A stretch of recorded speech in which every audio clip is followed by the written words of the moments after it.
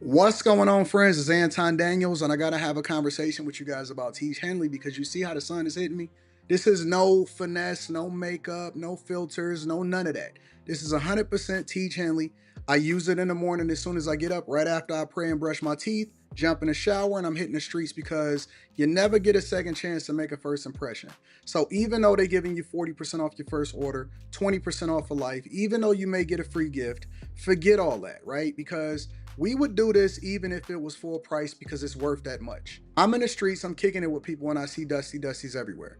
You don't want to be them. You want to separate yourself.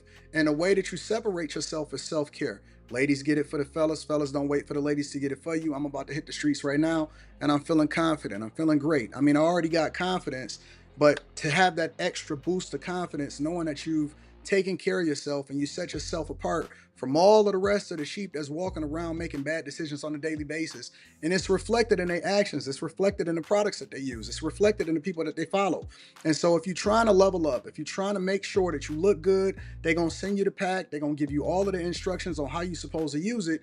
Then make sure you get your Tiege Hanley. Again, 40% off your first order, 20% off for life. Get your free gift. Make sure you tap in with your boy Anton Daniels because Unc is never going to lead you wrong. I would never have you use a product that I don't use myself. Again, they've been rocking with me for a long time. Make sure you get your Tiege Hanley. I love you. I appreciate you. I'm going to holler at you guys later.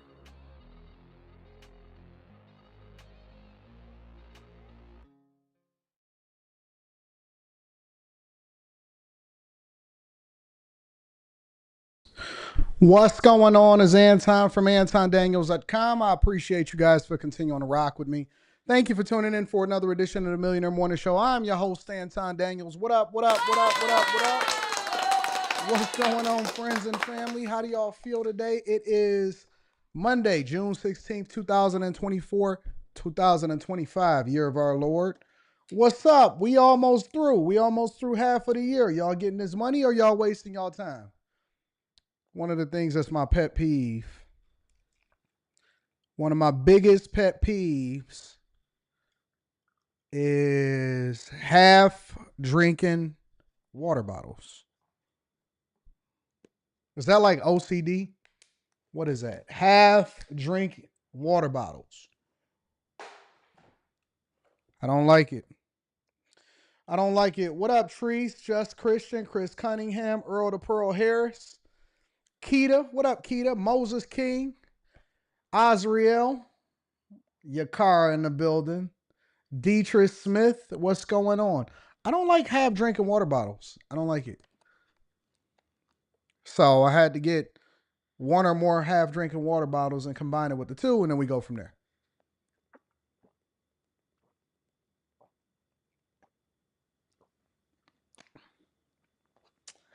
Yeah. What up, kicking it with a chef? What's going on? Oh my gosh, Chip the Great. Let me tell you, family. Let me tell you, let me tell you, let me tell you. I woke up this morning feeling good. What up, OG Rihanna? Feeling good. And then I'm like, what the heck am I looking at? So somebody sent me something this morning. Mm-mm-mm-mm-mm. Somebody sent me something this morning, and I was like, what? What are people doing? Why would they do something like that? What is happening out here in these streets? You know what I'm saying? I can't even talk about it yet. So I got to wait until I get some resolution. I got to wait till I get some resolution with it before I can talk about it publicly because I don't want to blow it up bigger than it really is. You know what I'm saying? But why can't people just do right? Why can't people just do right? It could be worse. It could be worse. We could be over in Israel or Iran, or we could have been born in some foreign country. I know Father's Day was this past weekend. I had a great time on Father's Day. Let me give myself a round of applause. Obviously, we didn't do a show on Father's Day, so one of the things that I want to do is acknowledge all of my guys, all of the present. Now, let's be clear. If you are not a present father, that's different. You're just a baby daddy. You're just a baby daddy. It's much different. But all of the present fathers, I want to make sure I acknowledge y'all. If you're paying child support, you in your child's life, you're doing something significant, you're making it happen. Shout out to all of the fathers that's ensuring that their children are not going to turn out like the culture want us to turn them out. You know what I'm saying? Rest in peace to the Darth Anton. Why rest in peace to the Darth Anton channel? What's going on with that one? Is this something that I missed? Let me see. Is it because I haven't posted in a while? I just ain't posted in a while. Giving y'all time to catch up on watching my great jump shot. It's still there. It's still there. Don't feel no type of way about it. Listen, I got videos that's already loaded up and ready to go. I might even drop one a day. Now what? I might even drop one a day. Now what? Yeah, shout out to all of the fathers that's in the building. Shout out to y'all. Um, Shout out to the fathers that got deported this weekend. You're irresponsible. You probably shouldn't be having kids if you over here illegally. Shout out to the illegal fathers out here in the building. I know some of y'all got deported. My Father's Day was cool because they often say it's hard to do stuff for me because I spend so much time doing stuff for other people, or because they feel like I got everything. And I always say that it's not about stuff, it's about being thoughtful. So, sending the candies and the edible arrangements and stuff to the studio, I appreciate that. Also want to appreciate Rita. Rita and my daughter Leslie, they did something phenomenal for me. They hired a private chef for me. So I've always been talking about, and that's what I'm saying. Like, somebody asked me over the, I think it was Carrie. Was it Carrie that asked me Friday night, or she asked the panel? And she said, what do you get a guy? Because guys are not the same as women. You know what I'm saying? We don't trip over stuff the same way that women trip over stuff. You know what I'm saying? Getting the stuff is an appreciation. Women like trinkets. They like shiny things. Guys like things that are thoughtful. They like something that it takes you a little bit more effort. That's why when you get them a tie or you get them some rusty socks, it's like, you didn't really put no thought into it. But they hear me a lot of times, and so one of the things that they hear me always talk about was a private chef. Yep. So they got me a private chef. And I was able, and the private chef sit there, they came in and they cooked everything. And they shut down their restaurant to come in and make sure that they cooked for me. And I thought that was awesome. I thought that was absolutely awesome. So they cooked. They were beautiful. They didn't know I like beautiful women. So they made sure that I had some beauty in there, something nice to look at. The whole spread, cheese and asparagus and mashed potatoes but it was like the gourmet kind, you know what I'm saying? And salmon and baked chicken and desserts and all kind of nice stuff. So I was very thankful for that. And even to the point to where I was thinking to myself, maybe I need to have a private chef come in on a regular basis. You know what I'm saying?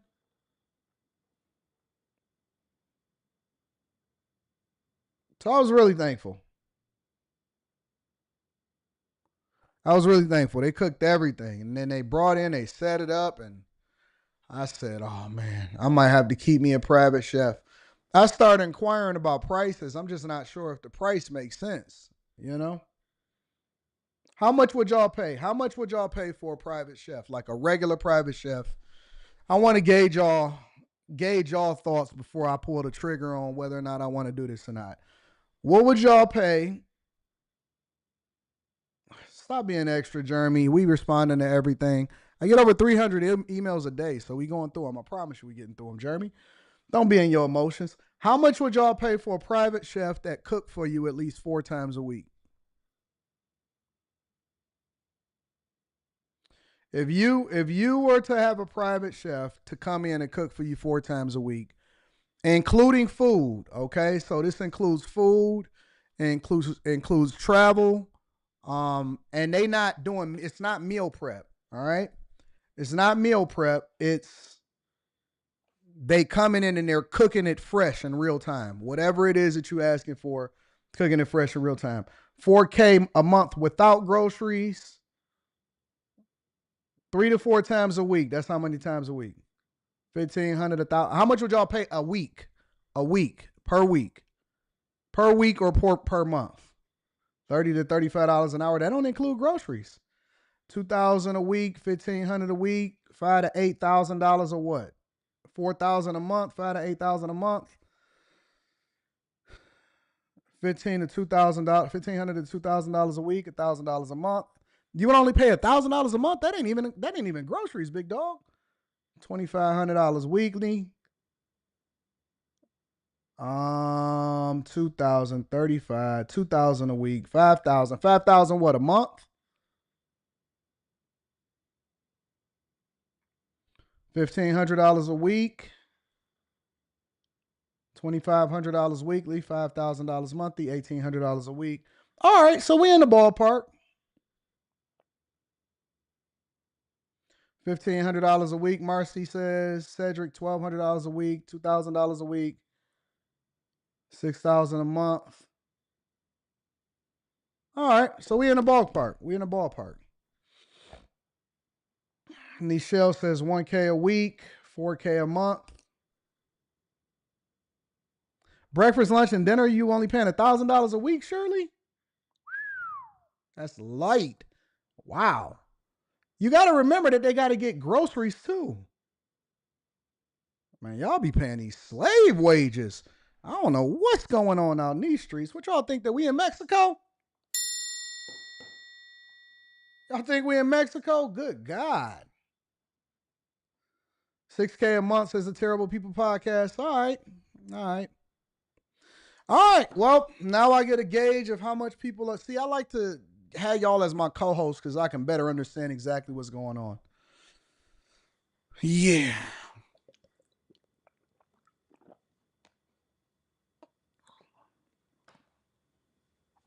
You'd rather spend $1K a week on sports cards.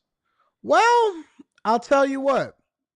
Everybody has things that's meaningful to them. And I don't know where you are in your life dragon model, but the thing that's meaningful to me is peace, time, making sure that I can spend my time the way that I want to. Peace, time, and quality of life. Peace, time, and quality of life. That is the thing that is the most important to me. I'm not tripping off of none of this other stuff, you know? Even like the stuff, the watches, the cars. The reason that I buy cars is because I love cars and my daughter loves cars, and that's kind of the way that we bond, is that we just, we both kind of gearheads. But peace, time, quality of life is most important. I don't care about cards, none of that stuff. And so a lot of people will say, well, you could do this, you could do that. Well, I do all of this stuff I also want to do. And I'm thinking about getting a private chef. So, all of that other stuff depends on the day of the week. As a chef, it's always different. Yeah, you paying for convenience. Just take cooking classes. What do you mean? I own restaurants, so I don't need cooking classes.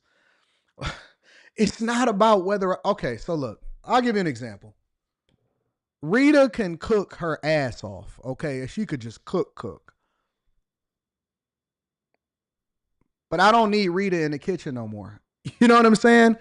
I'd rather her spend her time doing other things that are meaningful instead of being in the kitchen all day slaving away in order to cook for me.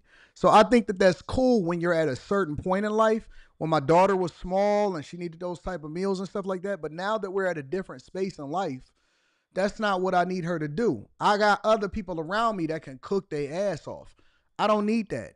I know how to clean my own place. We know how to clean our own place, but it's nicer to have somebody to come in and clean your place for you because it saves your back, it saves your time, it saves your energy to preserve it to do the things that's meaningful.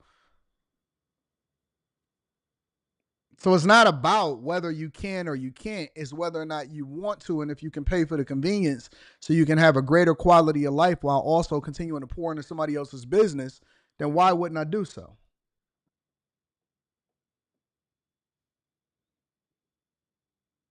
You do catering, not a chef. No, I want a chef. I don't want catering. I want a chef, not catering. I don't know. I don't want no meal prep. I don't want nothing you got to heat up. I want it cooked right then and there at that particular time in the evening before I decide that I want to do something else. He said that's why Rita be sitting quietly playing her role. Rita is out trying to figure out what kind of deck she want. She ain't thinking about nothing that nobody talking about. That's funny because whenever people, and we gonna get into the show now. Whenever people sitting there, they trying to figure out how do Anton, what are, we not the same. We not the same. I'm not. I'm not. I'm not. We not in the same space. We chilling. We slow motion. We are slow motion. All right. I want a chef. I don't want all of that other stuff. So that's what my new play is. I went and recently hired a concierge doctor. So instead of going into an appointment, it's quality of life, y'all. Y'all got to start thinking bigger. You got to think better. You can't keep going into this duress type of mindset. I want y'all to start thinking differently about life. Give me a second and give me 10 minutes to explain it to you. Because I think that so many of us, we are used to being in this poverty mindset that we so busy trying to preserve pennies instead of spending money so that we can make dollars. It's not about tax bracket, Jay Gotti. It's not about none of that. It's not about who got the most money. I'm not talking about money, y'all. Hear me out. Hear me really quickly. I'm not talking about money. I'm talking about quality of life. Quality of life. We don't dream anymore, so we don't have anything to work towards. What I've realized in my journey, and as I've evolved and as I've become wiser and got more understanding and understand how money works, and then I've had a lot of people and I've talked to a lot of people, and I was kicking it with somebody that's worth probably well over close to $100 million over this weekend. And he was explaining some stuff to me, and he's a mentor of mine. And I really understood what he was talking about. But we don't, first of all, we look at money as something that we need to preserve. And it's because we used to not having money. We look at money as something that we need to preserve. Some of y'all work so hard so you can give it away to somebody else. And I make it make sense like this. Have you ever seen people who live in a house and they never actually really make the house what they want it to be? It never really becomes a home.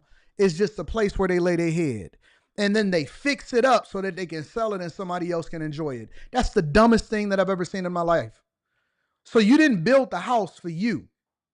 You didn't build the house so that you can enjoy it. You never got the quality out of it. You never really used all of the rooms. You don't really do it. So, but then you put a bunch of money so that you can sell it at the optimal price. It's the dumbest thing ever because somebody else is going to come in and they're going to basically enjoy the thing that you never really got to enjoy, and you're going to spend all of the money doing it. People buy cars a lot of times. And I was looking at a video where a guy was, he was holding this other guy accountable. The dealer was buying it for a guy. And the guy was representing his father. So the son was selling the car to the dealership, and it was an Aventador. It was a Lamborghini Aventador. And the Aventador had 12,000 miles on it. And so the dealer said, "Oh my God, I've never seen an Aventador with 12,000 miles on it. What was you doing?" And then the son was like, "Well, I was driving back and forth down to Florida, and I was enjoying it with my girlfriend, and my dad never drove it." And he said, "Well, how many miles was on it when your dad, because his dad was doing business overseas and stuff." And the guy said it was only 900 miles on it. And it was like, "Oh, your dad is going to be pissed. Oh, your dad is going to be pissed."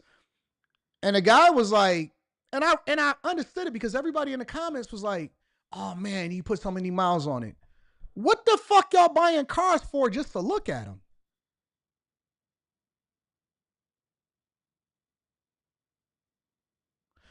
Buy the car to drive it.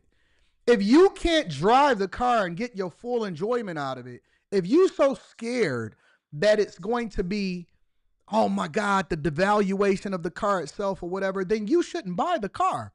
It's not about affordability. It's about enjoying life. And so many of us have a duress mindset. And this is why I keep telling y'all that it's not about money. It's about a poverty mindset. A poverty mindset will have you making weird decisions for your entire life. I was coaching and I was talking to a girl and I said, "You just got a dusty mindset." But I'm so worried that I'm going to go broke. And I'm so worried and I grew up and I had nothing. I said, you make over $100,000 a year. You have a very, very, very secure position. You have a great education. You got no debt. What are you waiting for? What are you talking about? Why are you scared? And I'm not saying be irresponsible, but why are you scared? Why are you scared? I'm not buying a car so that I can sit there and look at it. Now, I may not get as many miles as I want to, but when I get in it, I'm going to drive it. I'm not checking the miles. The only thing I'm checking is the maintenance. I want to make sure that it's maintained and taken care of because I take care of my stuff in general. When I buy a house, I buy it to live in it. So I'm going to build or I'm going to buy the house that I want, not the house that everybody else values. When I go to a place, I'm going to live it up. You know what I'm saying? So when I see people a lot of times and they got this duress poverty mindset, I know it's because they don't come from nothing. And so people don't understand the way that money works. Once you understand how money works, you don't value it. You do the responsible thing to make sure that you continue to build up, whatever it is that your assets are, and you continue to be responsible. Of course, I'm going to continue to invest, but I'm also going to live life. I'm also going to enjoy life. And so when we talk about, private chef or whatever, I'm not in the same mindset as you talking about, oh man, you could just cook, because I don't care about, I've been cooking my whole life.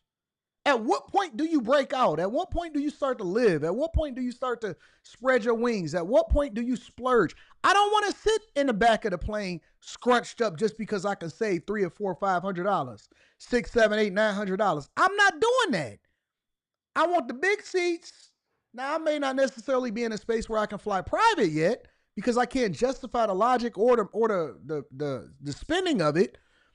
But I don't want to sit in the little scrunched up seats, even if it's just for an hour and a half. I want to get the big seats. I want the front. I want to get off fast, get off. I don't want to sit by the bathroom.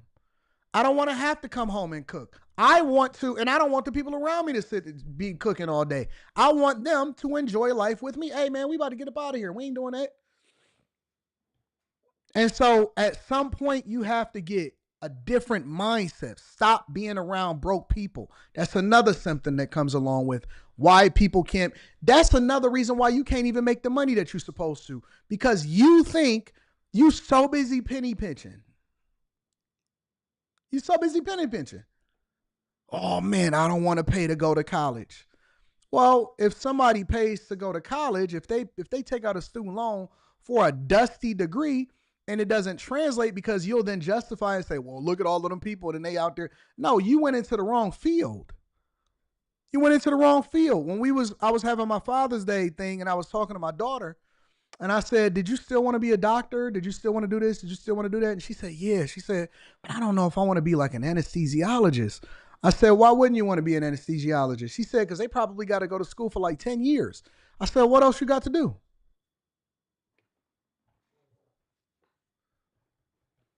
And she was looking and she was like, yeah, that's true. I said, what, you got somewhere to be? You got something to do? What you got to do? I'm paying for it. What you got to worry about? I said, I don't care if you decide that you want to be a sports doctor or if you want to be an anesthesiologist. Don't limit the decision of what you're going to do based off of some duress, poverty like mindset. I said, what else you got to do?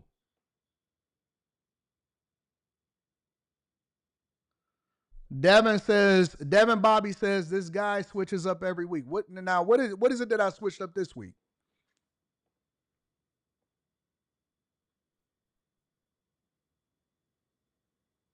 You don't actually have the right profile picture, but it's okay. Let's explore it.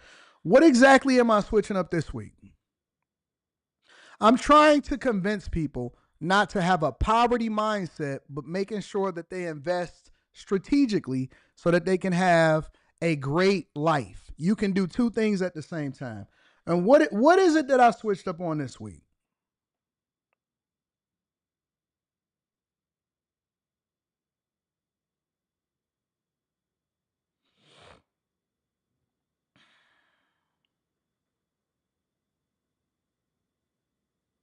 Who want to be in school for 10 years? Who want to be broke for 10 years? Some of y'all don't do nothing at all, and then you live in check to check for your entire life.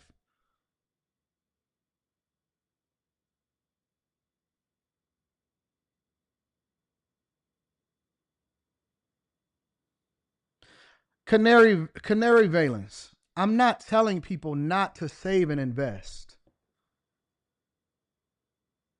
I think y'all missing what I'm saying. I'm not telling people to not save and invest. I'm saying that we need to have a different mindset when it comes to what money represents. And when we get to a successful space in our life, we need to divest ourselves from that prison, poverty, I'm still in the hood mindset. And that there are people that are multi millionaires that is scared to buy a car.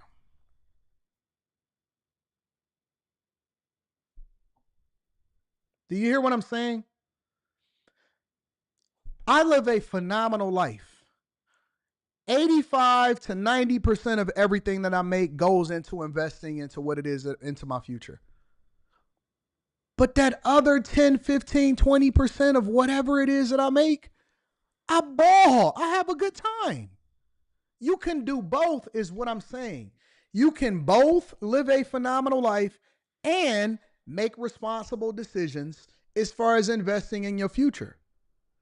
But you don't have to do one or the other. You can do both. You can still dream. You can aspire to be greater. You can want to make way more money. When I see something I want and I'm not in a financial position to get it, I ask myself, how can I afford it? Not if I can afford it. Where were you financially at 25 through 27, says Markup J. I was broke. I moved back into my mother's basement when I was 26 years old. I was 26. It was 2008, and I remember it. I can remember it right off the back of my hand. I had my daughter when I was 26 years old. She was born in February, and I was moving back into my mother's basement because the financial crisis, the housing market, the real recession, not this little nonsense y'all talking about right now, it had came in a full swing. Now, I wasn't broke in the same way that everybody else was broke, in that I didn't have no money, but I knew that I was losing my job. I had recently got let go. And so it was time to buckle up, and I didn't want to tap into anything that I saved or invested. And so in my mind, I didn't have any additional income, and I was broke. And so I decided to practice group economics and move back into my mother's basement. I was broke. I was broke. That's where I was at 25, 27. At 26 years old, I was tapped.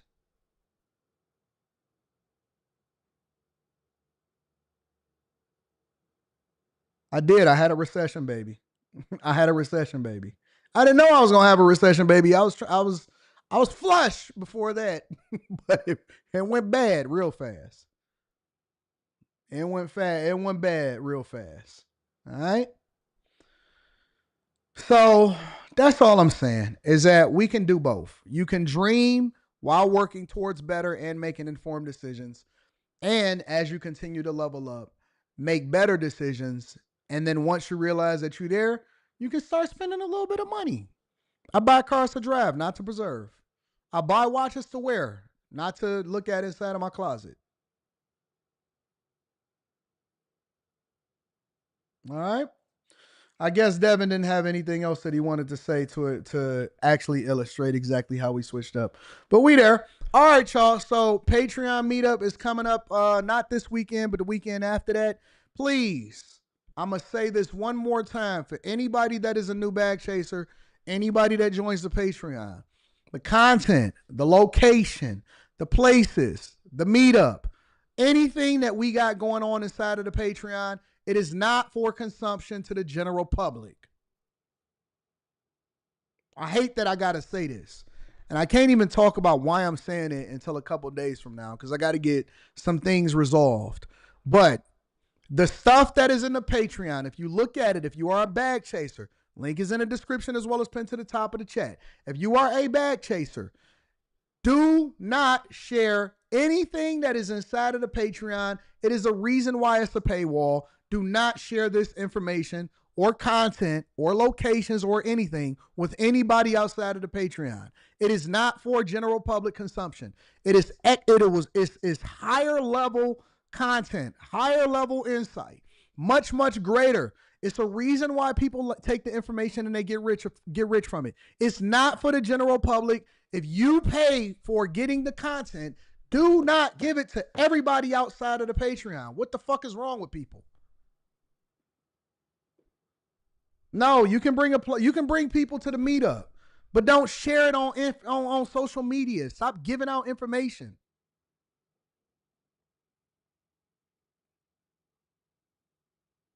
I don't get it. So I'm gonna leave that there. I'm not gonna say nothing else about that for now. If you are a bag chaser, do not. Almost had to kick somebody else out of the Patreon this weekend. It's not a course. I don't have courses. Let me do something. Let me fix this. I don't usually get people up out of here, but no profile picture, just saying shit. We got to get you up out of there. I don't have courses, okay? So stay healthy. You can stay banished now. We're not gonna go into that, but I have to illustrate this because it says it at the bottom of every single post, every single video inside of the Bag Chasers. This is exclusive. This is not for general public consumption. The fuck, bro? No, that's not true, Jeree. Jeree, why would you even say that public?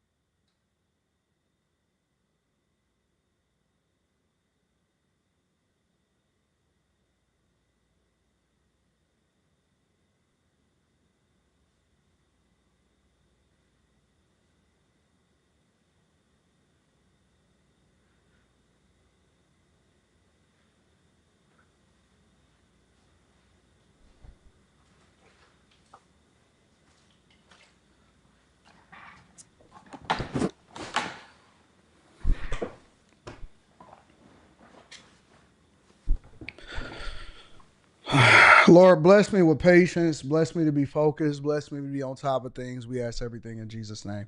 Let's go ahead and get started with the show.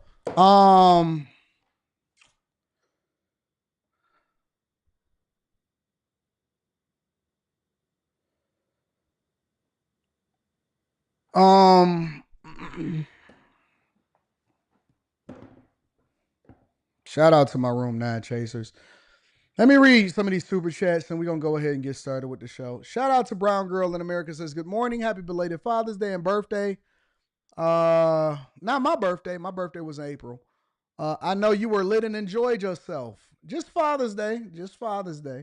Chase Barnes says, happy Monday, AD and peeps. Happy Father's Day, AD. And all of the fathers haven't super chatted in a while, busy with wedding planning, 11:15. Don't spend too much money on your wedding. I shouldn't tell people that. Don't spend too much money on your wedding, bro, and never go into debt for a wedding. Accountability in the house. Good morning, says they call me Mr. Bibbs. What up, though? Says wife bought me a drone. Wife bought me a drone 1.5 and thick porterhouse steak. My daughter was in town. It was the best Father's Day I had in years. Shout out to you, big dog. Wesley, I'm not going to get upset today. I'm chilling. Wesley Turner says, did you remove a video from the Darth Anton channel? I did. I absolutely did remove a video. I 100% removed the video. It was one video. You caught that, huh? I did remove a video. I surely did. Jason A, and I know you know why too. Jason J. A-Team says, I cook at a restaurant and I make more than $1,000 a week, and that's at least 30 hours a week, so a personal chef is $2,500 a week. Easy. Shout out to Jason A-Team. I love that. Azriel says, happy new week, Anton, my beloved Bag Chaser family. Today is my birthday. Happy birthday to Azriel. Azriel, put your car. Send me Azriel Cash App so we can make sure that she's taken care of for her birthday. Chris Cunningham says, they don't tip well. That's why they said $1K a week. Yeah, that's crazy. That's crazy. Demetrius Shaw says, "What up, AD? If you had $400 to invest monthly in four stocks, would you split it up and invest weekly, bi-weekly, or monthly?" I would dollar cost average. I would put it in a brokerage account every single week. So I would just normally have it direct deposited right into a brokerage account, possibly a Fidelity account. And no, I would not split it up. I would not split it up at all. I would put it all into. Why would you invest it in the four stocks? You might as well just put it in an ETF then, if that's the case, or put it in the S&P 500. Invest in SPY. It's no point in putting it in the four stocks. You want a dollar cost average. Just make it Norian. Praetorian Guard says, my sister's a chef or a hedge fund manager, and it's $100K 4 to 5 days a week. $100K a year? Got to be $100K a year. Can't be. Ain't no $100K a week, though. We flying emergency seating, more space. Yeah, that's true. You could do that, too. Chris Cunningham says, AD, I told you not everyone can be saved. Some people love being broke. It's a thrill for them. You and I rather get up and go money. I don't know what that means. They rather complain and not have money. Prosper Realty says, super sticker. Thank you for the super sticker. Baby Philly Fox podcast says, I just do buy borrow forever. Oh, you do buy borrow? I don't like the buy borrow method. I'm not a fan of it, but I understand what you're doing. And ever took a break from bag chasing? No, I'm back because of the social media cast. I love you. Inspire this guy with cerebral palsy. Okay, I got you. Appreciate you. Crash out of cash out says, this is why we can't have nice things. We got to gatekeep even more. I'm gonna have to put some more barriers to entry up now. I got to put some more barriers. I'm gonna figure some stuff out today. Hey, D, I understand your point about mindset. Real change starts within. Have you figured out when you'll start coaching again? I'm patiently waiting. Well, I got some weekend trips this weekend, next weekend, the weekend after that, and the weekend after that. So I'm trying to figure out how I can fit it into my schedule. Daniel Williams says, from Baton Rouge, trying to level up, what steps do you suggest I take? I want to invest money from my checks and stocks. I need beginner level help. Join the Bag Chasers. Link is in the description as well as pinned to the top of the chat. Dollar cost average. Eliminate all of your debt first before you start to invest. Get rid of all of your debt first. Credit cards, cars, loans, personal loans, student loans, all of that stuff. First, get rid of your debt. You cannot crawl with rocks or you cannot climb with rocks in your backpack. Long Way ENT says, first rule of Fight Club is you don't talk about Fight Club, talk about it. Courtney Eggersher said, my guy, what's good? How you feeling? Slightly frustrated, but we gonna get there. I think it's gonna be a better week as it goes on. The Gray Way is in the building, says, keep rocking AD as a church organist. People ask why I'm up at 4 a.m. Simple. I want to play for the love, not because I have to. I'm also an author, graphic designer, photo, videographer. Can't grow doing the same old thing. I agree with you. I rock with that. Can you open up the $9 membership if possible?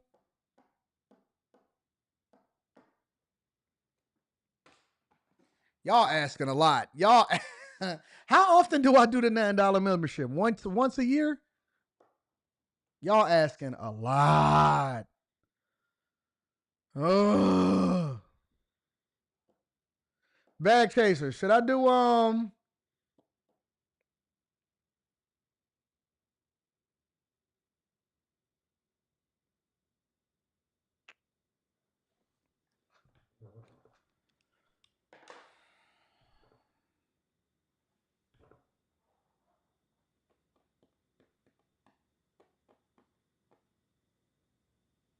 I haven't done it since last year.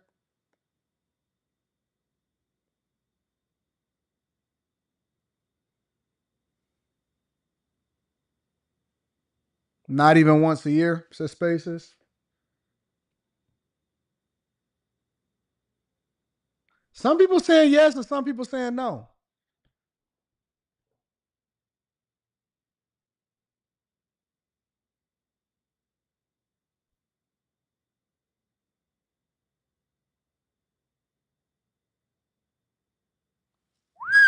Everybody's saying no.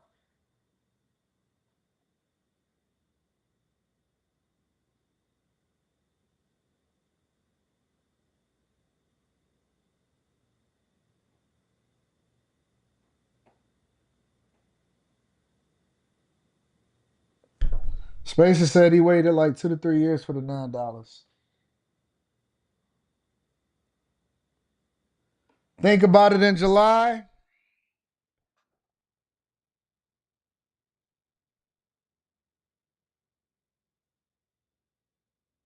I'm getting more no's than yeses. All right, so this is what are we gonna do? I can't believe y'all like me making me start the show late. All right, I'm gonna put a poll in there. I'm gonna put a poll in the chat, and then whatever the poll says, that's what I'm gonna do.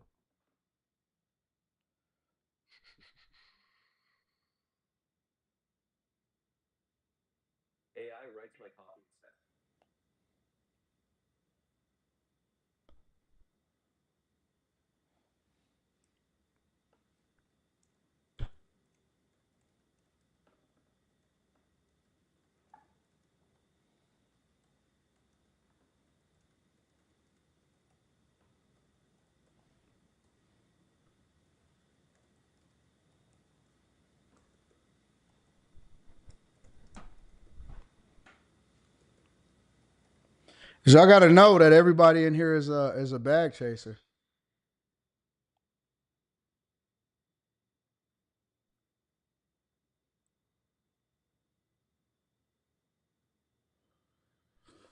All right, so the poll is up. Y'all let me know what y'all want to do.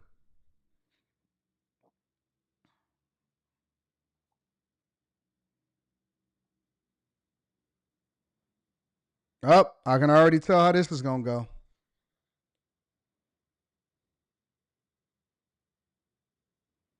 54% no so far with 252 votes in like 10 seconds. All right, so I'm gonna check that after this. But the one thing that I did want to talk about prior to actually going into that, all right? The one thing that I want to talk about prior to going into that is this whole illegal migrant situation. And this is why I want to talk about it, all right? So, videos have been flooding my timeline of people from Mexico, whether they are legally here or they are illegally here, and they are saying what they really feel about us. I'll give you an example. All right. This is a person that I did a review video on over this weekend. And check out what she had to say about how people in Mexico and other countries feel about being here in the United States of America. Your hand when I say this. We do not move to America because we think it's a better country. We move here because it's a little less worse than our other countries. Because you're stupid to think that we moved to this country for some hot dogs and some baseball. We have better vibes, music, food, culture, history, literally all of the above. We just moved here because we are looking to make more money and offer a better chance for our families. Did you know that the minimum wage a day, not an hour, a day in Mexico is not even 15 American dollars? Not even 15 American dollars. Right now with $15 in San Diego, I could go maybe buy a matcha and half of a granola bar, honey. If you support ICE, you support people getting destroyed. If you support families getting destroyed, I hope you rot in hell. So I found that to be incredibly disturbing. Incredibly disturbing. I found it to be incredibly disturbing. And the reason that I found it to be incredibly disturbing is because it was a gut punch. It was a reality check, especially for those of y'all that are in the chat. I took a phone call last week where the guy was basically advocating, kind of, sort of, not entirely, but kind of, sort of, in the favor of illegal migrants. I mean, if you think about it, people in this country are more for illegal migrants than they are for Trump.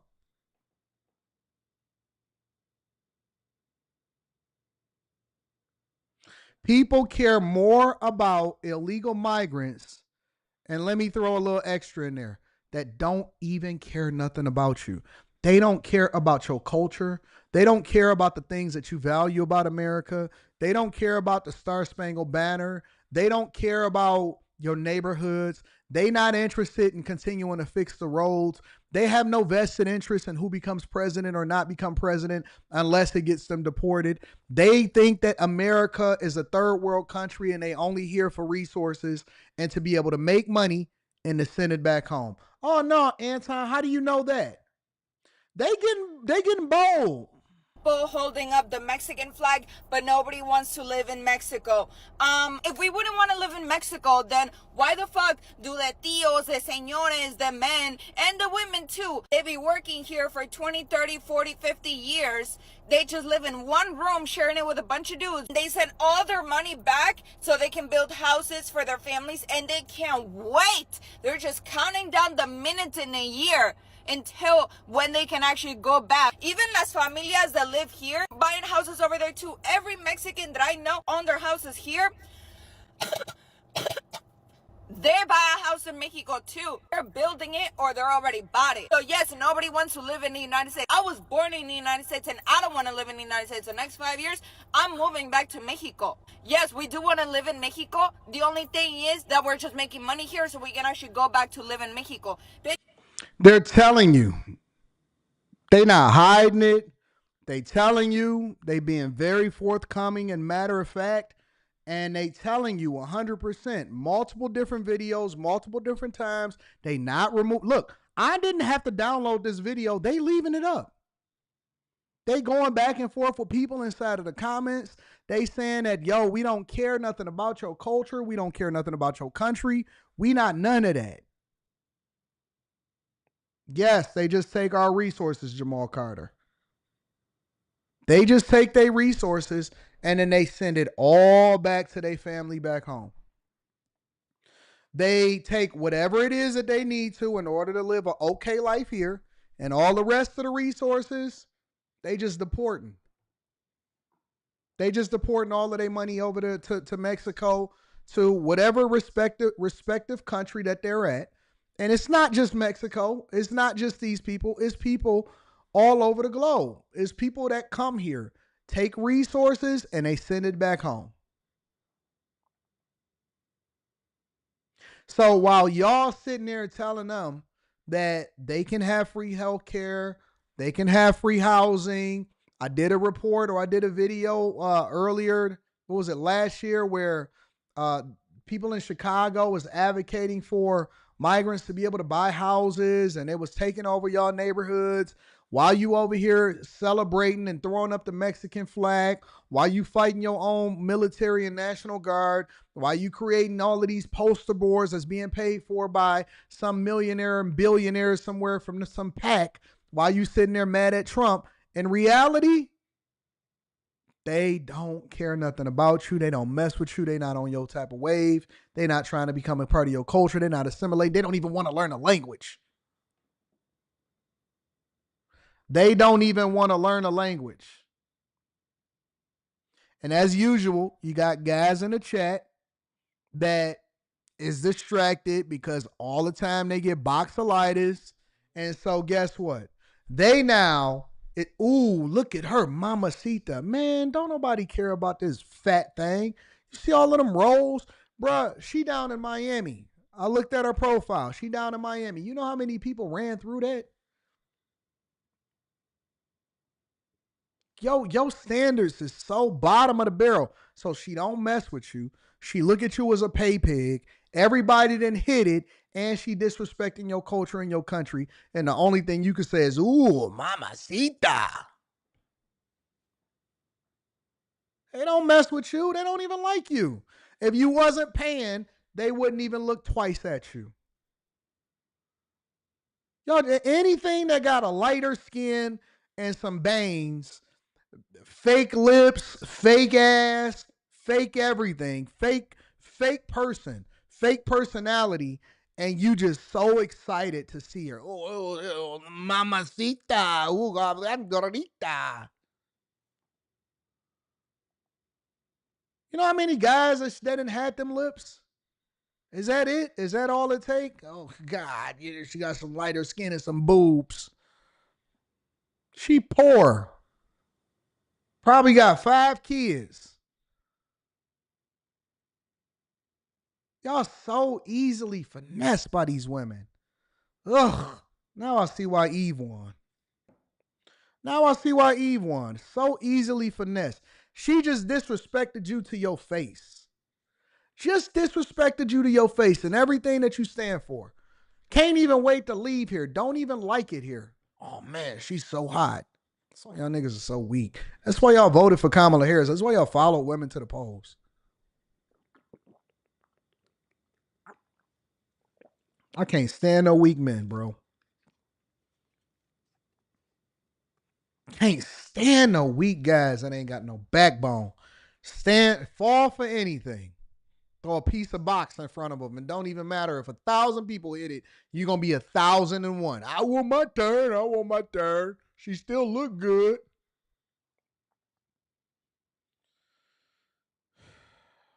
They don't mess with us. They don't care about us. They not rocking with us. They don't think that that America is awesome. Wake up, bro. I always say, go where you appreciate it, not where you tolerate it. Go where you celebrate it, not where you tolerate it. Go where you appreciate it, not where you tolerate it. They don't mess with you, bro. Do you know? Let me pull this up. Give me a second.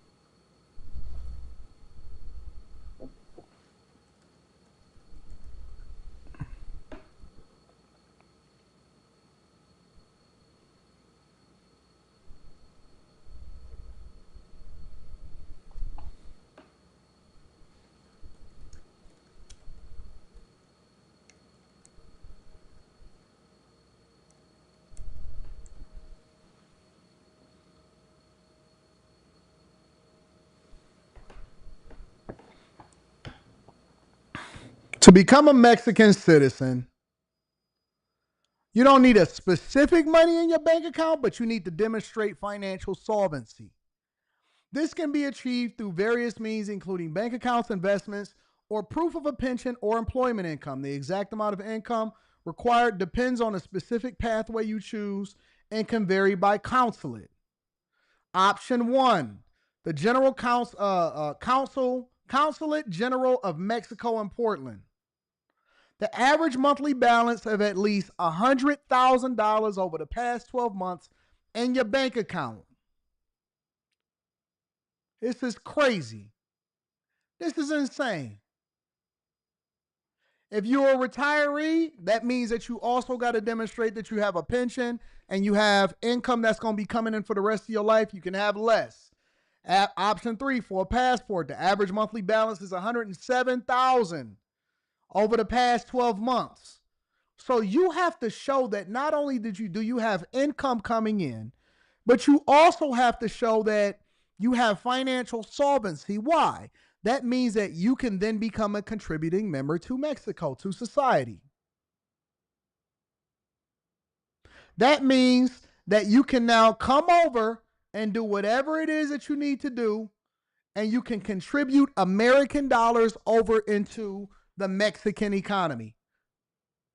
So what they are basically telling you is that we want people that's balling. Most people in the United States of America don't even have $1,000 for an emergency. So they saying that we want the best of the best. We want the top 1% of people to come over to Mexico in order for you to become a citizen of Mexico.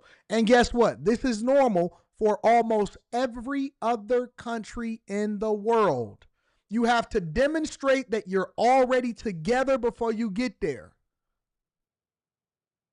Here in America, you just got to demonstrate poverty. We going to give you everything, and then you can be taken care of when you get here just like a regular American citizen, as though you've been contributing for the rest of your life.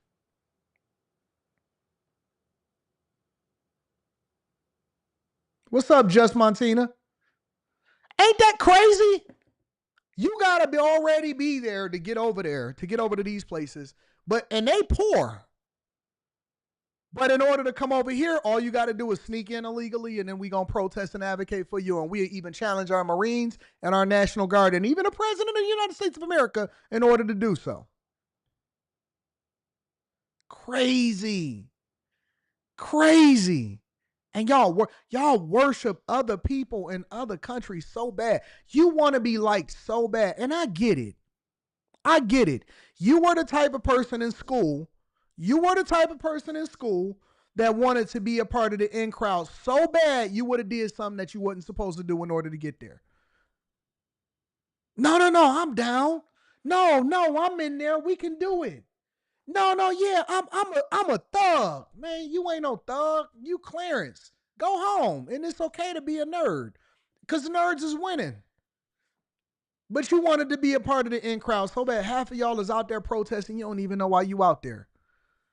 You went and found you a bed sheet, made it into, cut it up, cut mama's bed sheet into a bandana so you can fit in and put it around your face. They can still see your black ass eyes through the little slot right there. They know you ain't one of them.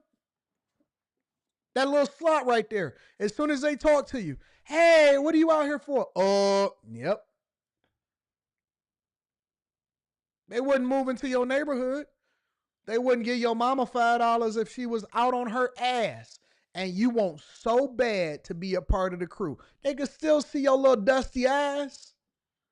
No matter how much you think that you belong protesting for people that is here illegally, they don't care. And white people, you in the same boat. They look at you as the enemy.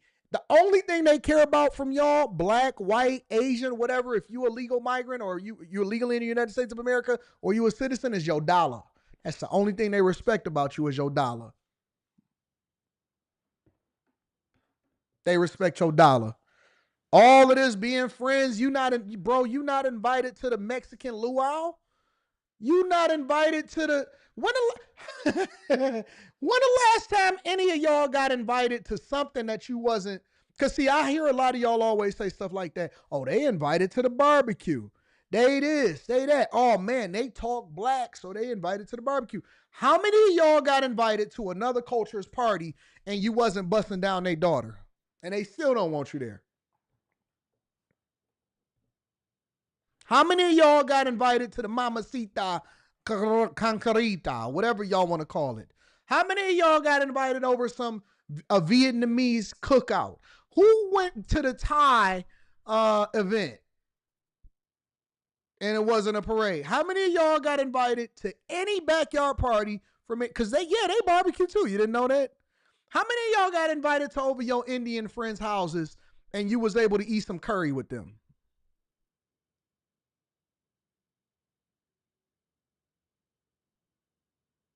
How many of y'all? Oh, they listen to the music that you make, so you think that they rock with you. They not checking for you, and they fiercely defend their women from being able to talk to you. They'll call you all kind of names, a moyo, all kind of stuff. Go over there and get the baddest chick that's in their group, that's hanging out with them. Boy, you gonna be looked at. They bite, bout, and put out the knife. Go over there and talk to the mamacita from the family. Go get the baddest mamacita in the group or the family and see how they look at you. Asian, Mexican, Vietnamese, whatever. Go get the baddest one of their family and see how they treat you. Go get the baddest African and see how they treat you.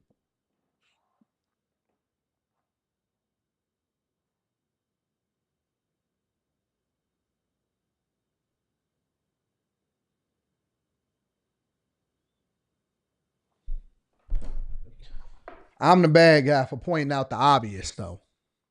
These illegal migrants. Because, see, let me tell you what the difference is. People that are here legally, people that are born in the United States of America, no matter what their culture is, guess what? We all have a common similar interest. That's why you'll see them serving in the military together. That's why when the Star Spangled Banner, everybody stand up and they put their hand over their chest. Everybody is acknowledging that we are all doing the same thing. We all of the same culture, the American culture. Now, of course, you can preserve whatever it is unique about you, but we all have a common interest. We all have and that's the difference. That's what make America great, is that we celebrate the thing that is great about us that separates us from the rest of the world. We don't want you to bring your ways over here and then make America your country. We don't want to make America Mexico. We cool off that. That's the difference. That's the difference. So if you're trying to understand why we gatekeep America and why it's important for us to get the best and the brightest and for people that actually want to contribute into what we got going on over here, that's why. Because you don't respect us and we don't respect you either. So make sure you hit a like for the algorithm, subscribe to the channel, and turn on your notifications. Let me read a couple of super chats and then we're going to go ahead and get started with the show. Gotta put it in place. Prosper Reality TV or Prosper Reality. Thank you for the super sticker. I appreciate you. Charles says, what's your take on royalty streaming stocks? I don't have a take on royalty streaming stocks. I have no take on it whatsoever. I don't even know what a streaming stock is, to be honest with you. Good morning to you in the bag. Chaser's just saying, what up? What up to Jermaine English? I appreciate you. They call me Mr. Bibb. Says she bought an 1.5 inch thick porterhouse steak. Okay. All right. I like that. I'm broke and I still pay my $15. Shout out to Manuel AG. Oh, let me go see what the thing said. Give me a second. 56% said yes. 56% said yes of 1,100 votes. Y'all got me conflicted. Got me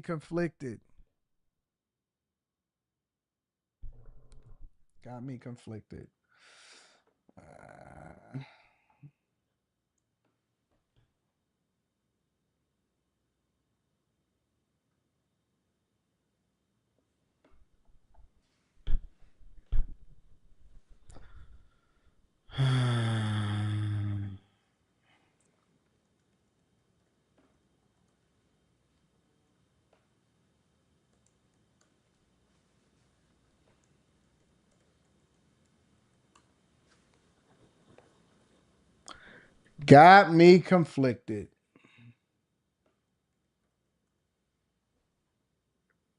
All right. Well, I got to keep my word.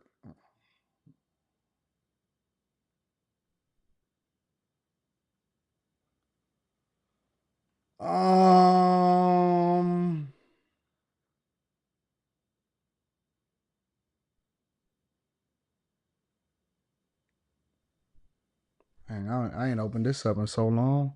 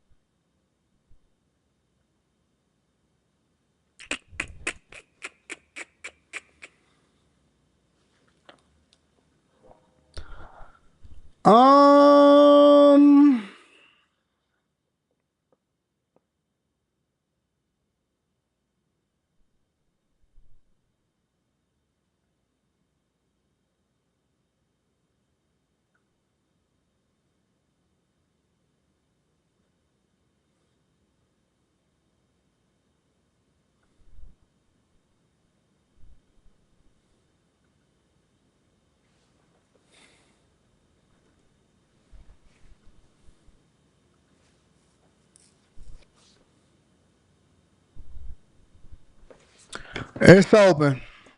So the $9 tier is open right now. So if anybody want to get the $9 tier, it'll be open for the next 10-15 minutes. That's it. That's all you get. 10-15 minutes, it'll be open. So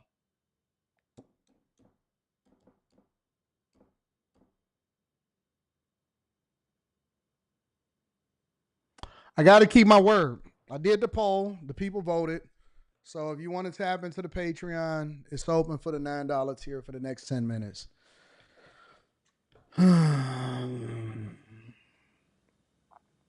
Shout out to Jermaine English. Chris Cunningham says everybody loves the bad guy until the bad guy comes and knock you off. Tabby says, good morning, AD. Happy Father's Day. You appreciate it. Thank you, Tabby. I appreciate you. I think it's time to gatekeep. I do too, 50% simp. Immigrant rent fatigue is real. Shout out to Nichelle. Big rocks, little rocks, only about 100K deportations. Those numbers about to go up. That's 2K per state, which is baby numbers.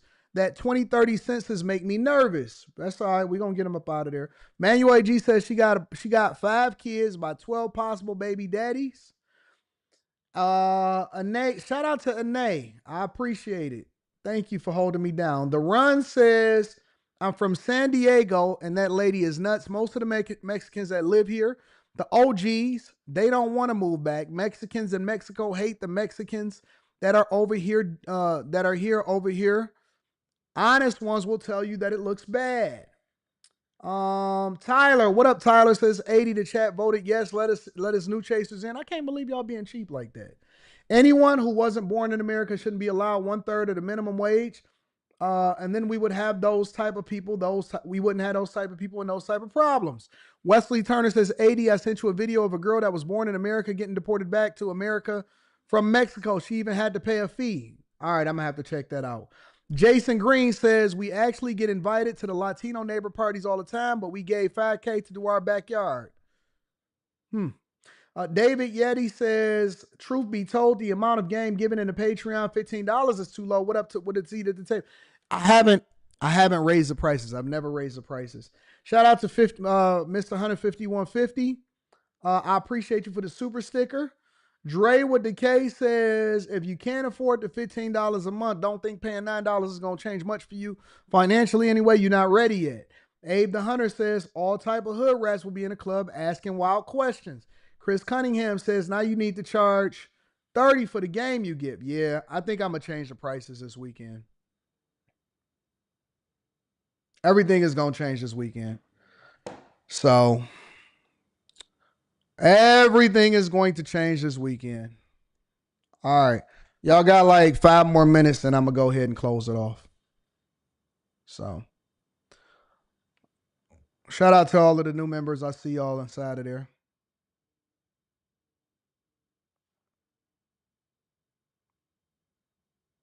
It's a lot of new people that signed up.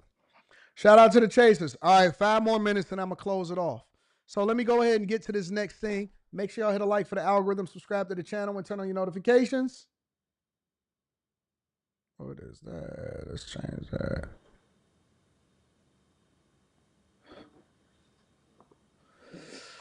I wanted to come back and revisit this whole conversation about this state rep in Minnesota. I think it was Minnesota.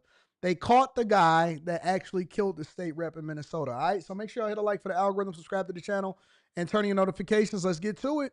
Last night, the accused suspect in the shootings of 2 Democratic state lawmakers and their spouses was arrested. Minnesota Representative Melissa Hortman and her... Hold on, dog.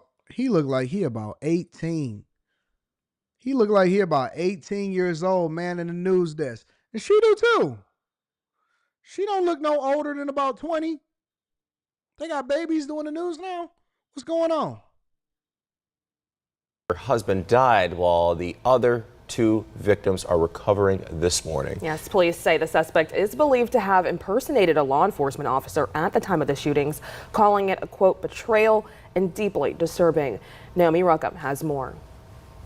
Minnesota police say shooting suspect Vance Luther Bolter was armed when he was taken into custody overnight with no use of force. The suspect crawled to law enforcement teams and was placed under arrest at that point in time. Brooklyn Park's police chief said a breakthrough came yesterday in the search after police found the suspect's abandoned car in rural Sibley County.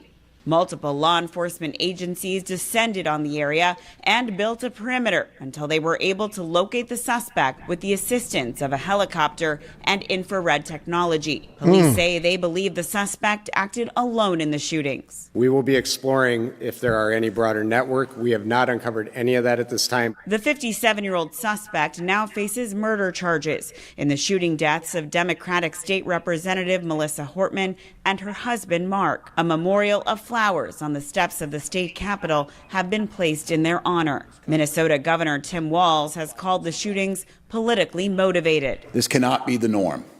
It cannot be the way that we deal with our political differences. How does he know that it's politically motivated? I'm going to close off the Patreon in a minute. How does he know that is politically motivated? How do they already know that and they just captured the guy? Because, see, now I'm getting skeptical because at this point, this is when they'll start to blame it on, somebody else. They'll start to get into, oh, man, this is all Trump's. See, we got to be careful, and it's a slippery slope. It's a super slippery slope that you'll go down. Once you start getting to the point to where they start blaming it on other people and saying that it's politically motivated. Because I'm not an advocate for this assassination. I don't want this to ever happen. The suspect is also charged with attempted murder in the shootings of State Senator John Hoffman and his wife Yvette. Both are now recovering from their injuries. In a statement last night, the Hoffmans said they are grateful to law enforcement and added they are, quote, incredibly lucky to be alive. Well, police are still working. Yeah, I'm not a fan of that. Let me go ahead and back up because Fox News also covered it, and so we want to cover it entirely. I'm going to close it off as soon as we end this segment of the show, y'all. A 57-year-old Vance Bolter, suspected of assassinating one Minnesota lawmaker and nearly killing another, was found overnight by police. How do y'all know he worked for the governor? Y'all can't be just saying stuff. He is said to have willingly turned himself over to officers after being found in a field. Bolter exploited the trust our uniforms are meant to represent. That betrayal is deeply disturbing to those of us who wear the badge with honor and responsibility. When this sort of evil is in one of our communities, that law enforcement comes together to put all of their resources together to make sure that that person is taken into custody. Former federal prosecutor and Holtzman Vogel partner Jonathan Fahey joins me now. Jonathan, your reaction to this suspect's arrest? Well, it's great news that he was arrested. I just saw it this morning, and it really does show probably strong coordination with both, state, federal, local law enforcement, and they did a great job catching this guy. But I think on that earlier clip you're showing, he really is, when they say the face of evil, there's nothing better to describe what this person did other than just pure evil, to go to someone's home, kill them, just for not that there would ever be a justification, but to just show up at their door, murder them in cold blood, just truly horrific, not only for them, but the entire community around them. So great news that he was caught. Great work by law enforcement there. Yeah, and the suspected motive is that he was targeting people who support abortion rights. He does have an online presence, and it shows that he was a devout Catholic, a pastor who preached at a church in the Congo. And one of his Facebook posts said he sought out militant Islamists in order to share the gospel and tell them that violence wasn't the answer. You just called him the face of evil. How do you go from devout Catholic to committing these crimes, wearing this mask that we see on our screen, and killing two people and attempting to kill two others? Yeah, it's really kind of scary because it does appear that maybe just something snapped with this guy, because at least if you see that, it doesn't look like this would be the person that would be later killing people or have intent to murder people in his head. But certainly something may have happened that changed this guy, but it is just hard to tell. And maybe they'll find that out as they dig deeper into it, not only social media, but they're going to do extensive interviews with family, friends, neighbors, other people that know him. So there may get some more insight onto that, but it is very troubling to see that.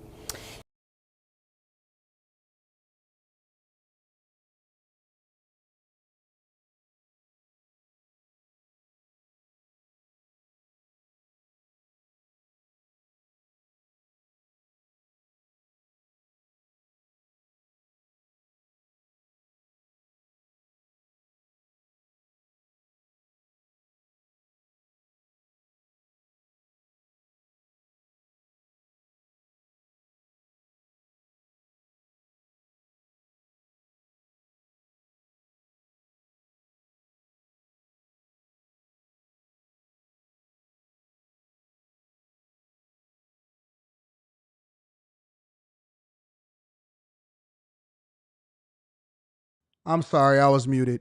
I'm sorry, I was muted. I don't believe this. Thank y'all for letting me know I was muted.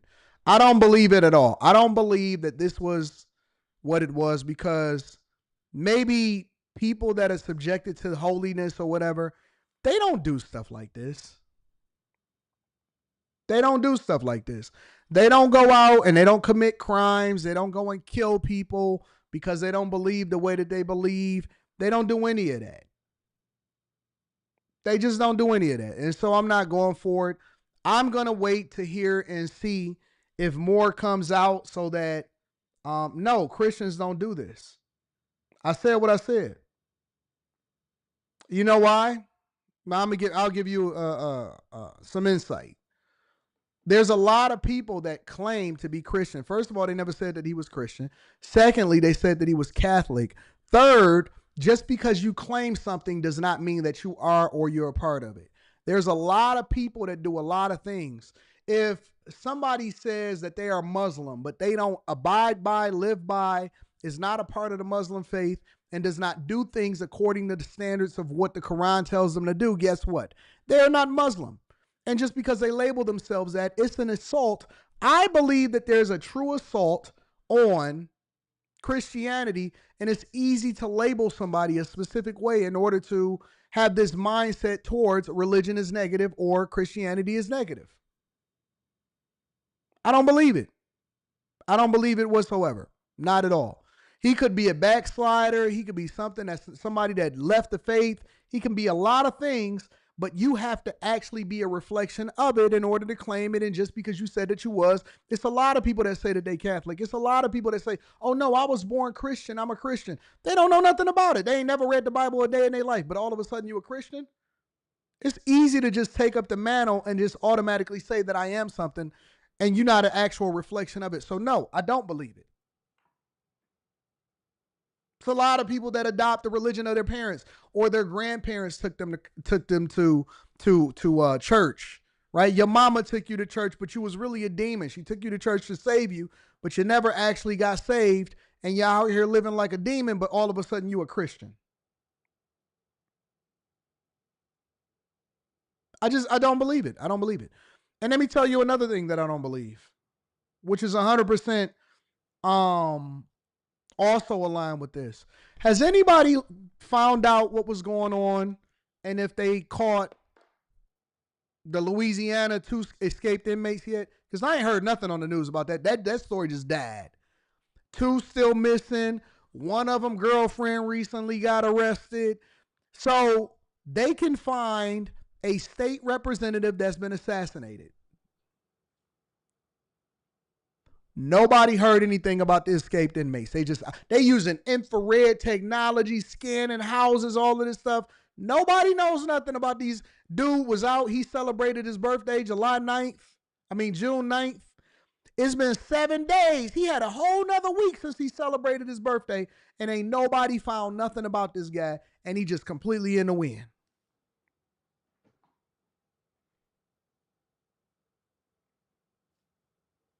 They found the person that assassinated the Minnesota reps immediately.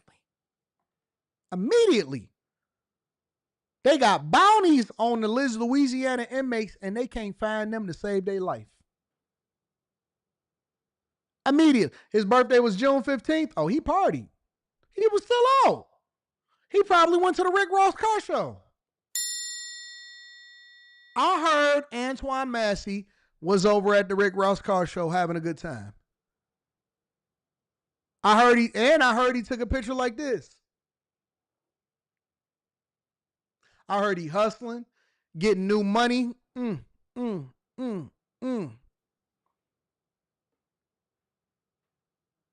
heard he having a good time.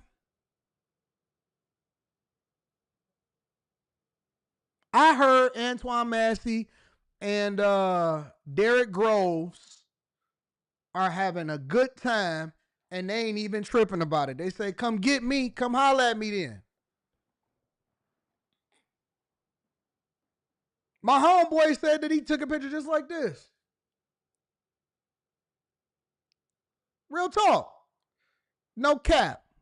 I heard he was at the Rick Ross car show and that he thinking about going to a baseball game.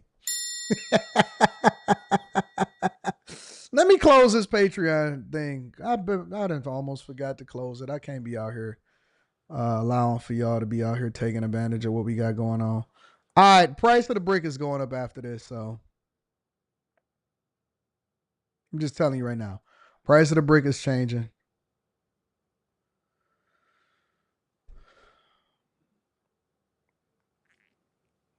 Go get you a it's closed now.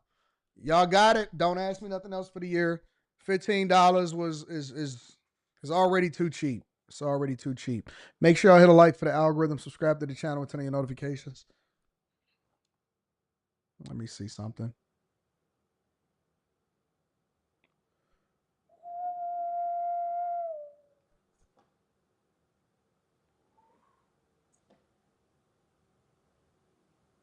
Wow. Is this over 500? Close to 500 new bag chasers? Y'all was being cheap? I can't believe it. Y'all was out here being cheap. Over 500. Wait, more than that. Y'all was out here being cheap? Oh, hold on. No way y'all was out here being that cheap. No way y'all was out here being cheap. Really? $6? $6 difference? Y'all was out here being cheap like that? All right, okay. Well, I can't believe y'all. So over 600, close to 600 of y'all was waiting until you could actually get it to the cheaper price. Really? I'm so mad. I'm so mad at the people right now. Make sure y'all hit a like for the algorithm, subscribe to the channel, and turn on your notifications. I don't know what to do. I don't know what to do. Y'all saying it's fruit. Y'all's being frugal. You guilty? Bam, bam, bam, bam. No.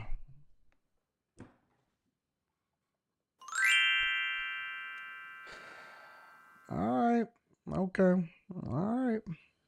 Anyways, make sure y'all hit a like for the algorithm, subscribe to the channel, and turn on your notifications. I can't believe it. What up, Smarty McFly?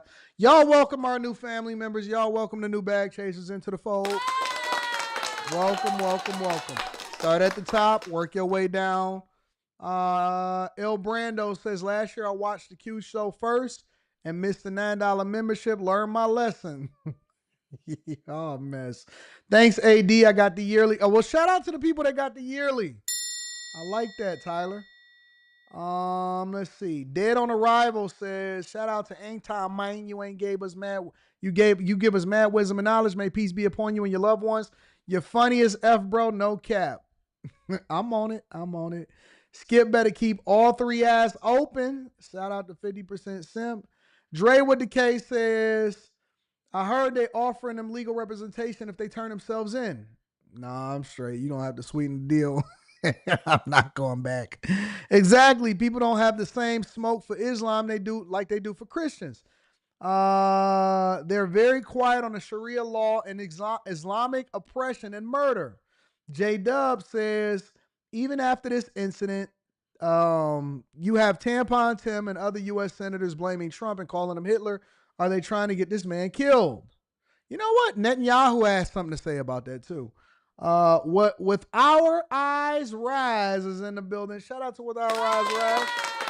On another note, Mount Kenya is the true Mount Zion, the holy mount and peace ancient text, in contrast to Zionism APAC.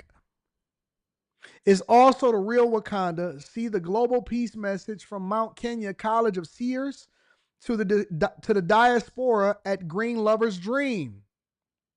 I'm gonna have to save that super chat because I'm not quite familiar with everything that you said, but I do appreciate you and I thank you for supporting the platform. Thank you, my friend. Shakur Nash says, I'm hating on whoever caught the $9 deal paid annually a few months ago. Welcome to the new Chasers.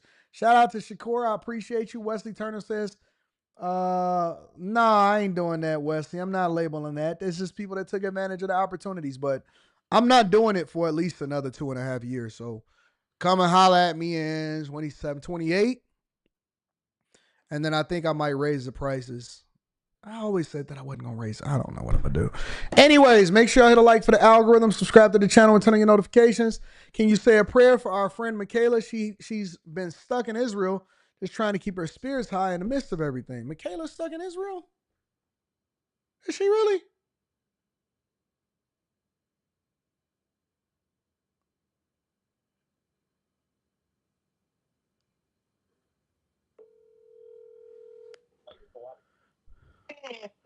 What's up? What's up, Michaela? Hi, Anton. What you got going on? I'm on a live stream, but I heard you was stuck in Israel. I am. What's happening? You know, being well known is a gift and a curse because I was able to make some phone calls, so I know I'll be evacuated safely, but I could not leave with a group because of the same reasons. Because I know people. You know who I know. Yeah. We ain't gonna go into that. You give up your passport, folks Google you, and it's like, oh, this is how we get the U.S. involved. And so I have to lay low and be cool. So, yeah, it's just me out here trying to get it together. Say no more. I'm gonna call you in 2 hours. Okay, baby. All right, bye. Why she ain't text me? All right, we're gonna talk about that later. Yeah, so shout out to my girl, Michaela. She gonna be home shortly. I'm gonna call her in a couple hours after I get off of the live stream. She'll be fine. She'll be fine. It pays to be in the know. It pays to make the right decisions during election season. It pays. Let this be a lesson to the people. Let this be a lesson to the people. Always make sure that you are in the right group, you have the right connections, and that will allow for you to be able to make some moves a little bit differently, all right? Shout out to my girl, Michaela. She'll be home shortly, and I'm going to call her in a couple of hours just to check on her and see what's really happening. All right? She'll be good. She good. We'll try to get her at the meetup. We'll try to have her at the meetup in a couple weeks. All right, y'all, let's continue to go on with the show. I'm going to continue to read Super Chat shortly. Shout out to my girl, Jerry, for keeping me informed. Says, yep, y'all be knowing the Chasers love each other. We love each other. I'm an early adopter bag chaser before the 15 existed. Talk about it, Antonio. Fukari Ferry says, can you open up a seat at the table? I don't know. Y'all asking for a lot. You're asking for a lot, Fukari, now. And I don't know about that one. Welcome to the new Bag Chasers, says the Terrible People podcast. Anton said, let me find out y'all paid for a price for a Jordan game, for the Jordan Gamma 11s. Yeah, I seen those come out. People were sleeping outside. Y'all still sleeping outside with Jordans? Y'all need to pay for what y'all want. I'm 17 minutes behind, so I missed the opening. I just went on and paid for the year at 15. Shout out to you. I've gained enough knowledge anyway. I owe you more than that. Thanks, brother. Shout out to Anthony H. I'm going to continue to read Super Chats throughout the show. Speaking of that, let's go over there and see what's happening over in Israel and Iran, because some reports are saying that Iran is willing to and ready to and is sending messages over to Trump to try to get this peace deal done. Make sure y'all hit a like for the algorithm, subscribe to the channel, and turn on your notifications. Let's give y'all some of the latest updates. Overseas now to Israel and Iran exchanging a barrage of airstrikes. This as Israel expands strikes inside of Tehran. Explosions and plumes of smoke hovering over the city's skyline. And we're also learning tonight that President Trump rejected a plan to assassinate Iran's supreme leader. ABC's chief foreign correspondent Ian Pannell is in Tel Aviv tonight. Tonight, Israel expanding its assault inside Iran as the conflict between the Middle East's two strongest military powers escalates. The two trading a barrage of attacks for a third day in a row after Israel launched what it called a preemptive attack. The US helping Israel defend itself against retaliatory strikes. And just hours ago, President Trump telling ABC News the US could be drawn into the conflict, but claiming that hasn't happened yet. This comes after reports Prime Minister Benjamin Netanyahu is urging Trump to join the operation to destroy Iran's nuclear program. But Trump urging restraint and a return to the negotiating table. And in a major development, ABC News learning he rejected an Israeli plan to kill Iran's supreme leader. Two US officials telling ABC News Israel identified a window to kill Ayatollah Ali Khamenei, but saying Trump wasn't on board with the plan. With the fighting showing no signs of slowing down, Iran insisting it has the right to self-defense. Tonight, the sky over Tel Aviv again crackling with the sound of war. Well, you can see the intercepts taking place now. This is Israeli air defense trying to intercept an incoming barrage from Iran. We just had the siren a few minutes or so ago. This has happened repeatedly. You can see the flash behind me here in Tel Aviv, elsewhere in Israel. And of course, in Iran, we should go. Search and I've always had the utmost respect for reporters that are in the middle of whatever it is that's going on and is willing to report live, because you got to be a different type of person. You have to be a whole nother type of person to want to go over into the thick of things, and you got to really want to advance your career or love what you do in order to do that. That's number one. Number two, shout out to Trump for not authorizing the killing of the Iran military leader, right? Or the Iran leader. I hate war. I genuinely do. I genuinely hate war. It's never going away. It is something that will be with us for forever and for the rest of our lives and for the existence. War will probably, some of y'all think that it's going to be, global warming. I know it's a lot of liberals that believe in it. Some people think that it's going to be famine and starvation. Some people think that, it's going to be some supernova or an asteroid that kills us in the same way that the dinosaurs died or something like that. I don't believe any of that. I think what's going to be the end of us, probably not in my lifetime, hopefully not in my lifetime. I believe what's going to be the end of us is going to be something like this. It's going to be war. We are so destructive. We are so evil. We are so hell-bent on hating each other and killing each other and no conflict resolution. And thank God that Trump is a sensible person where he said, nah, we're not attacking their leaders and nothing like that. But thank God. Thank God. And rescue teams deploying in several places across the country with bomb damage and fires blazing. At least 13 people have been killed in Iranian strikes here.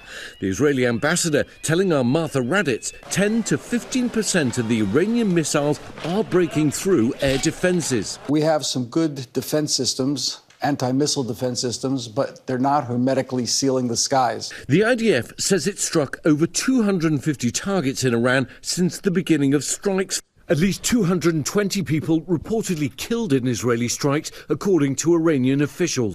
The sky over the Iranian capital shrouded in smoke and fire after a gas depot was hit. Production at the world's largest gas field partly suspended. Are y'all thankful? Are y'all thankful that y'all live in the United States of America? That you don't live in Tehran, that you don't live in Israel, that you don't live in some other part of the world, Ukraine, Russia, China, Japan, any of these other places, Taiwan, that's being fought over by the United States of America and China right now? I am very, very thankful that I live in the United States of America. Very thankful that I don't have to deal with the same nonsense that people in other countries have to deal with. More breaking news out of Israel. But they'll try to convince you that the United States of America is nowhere near as good as everywhere else. 8 people have been killed and dozens injured in the latest round of missile strikes launched by Iran. Israel's National Emergency Service says multiple locations were hit on Monday morning. Explosions were seen in the coastal city of Haifa, where missiles hit near an oil refinery. Central Israel's power grid was also damaged in the latest of the back and forth strikes over the weekend. Israeli officials say at least 23 people have now been killed since Iran's retaliation began. Meanwhile, in Iran, at least 224 people have been killed in Israeli airstrikes since Friday. That's according to the country's Ministry of Health. The IDF vows their strikes will only get more intense from here, but Iran's president says the country's response will escalate as well, putting more innocent lives at risk. Israel knows no boundaries. They intrude wherever they want with permission from America. We are by no means seeking to expand the war, but naturally, as our army, our powerful IRGC, and our dear people have shown, appropriate responses have been given so far. The more they try to escalate, naturally, the responses will become tougher and more severe. More innocent people may lose their lives. Jeremy Diamond was at the scene of one missile strike in Tel Aviv and filed this report just a short while ago. I'm at the site of an Iranian ballistic missile attack in central Tel Aviv. This ballistic missile struck this area in the early hours of this morning, severely damaging 3 residential buildings right behind me. As you can see, in this whole street is littered with debris as rescue crews move in and out, still trying to assess the damage, to find anybody who might be trapped under the rubble, and also to get people out of their apartments. There are also folks who have arrived here to try and get back inside to get some of their belongings and to make sure that their loved ones are okay. This is one of 4 ballistic missile attack sites in central Tel Aviv alone. In addition, there was a ballistic missile attack in northern Israel, in Haifa as well. More than 70 people were injured in these attacks, according to Magen David Adom, Israel's national rescue services.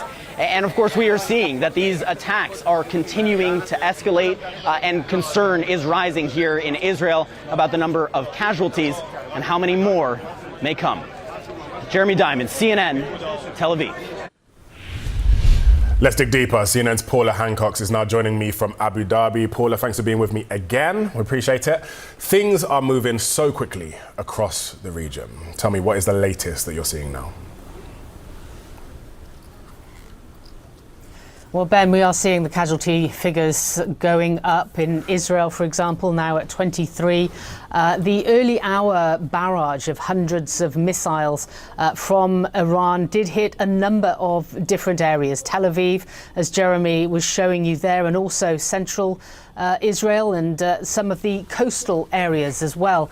Now, we know that in Haifa, for example, alongside the coast, that city, there are still fires burning in some areas. There were some missiles that hit, or at least one hit close to an oil refinery in Haifa itself. Now, a number of residential buildings across the country have been impacted. We understand from authorities that most of these missiles are being intercepted, but we are seeing that a number are getting through. Certainly, Tehran, by firing hundreds of missiles at the same time, is hoping to overwhelm and overpower the missile defense systems of Israel.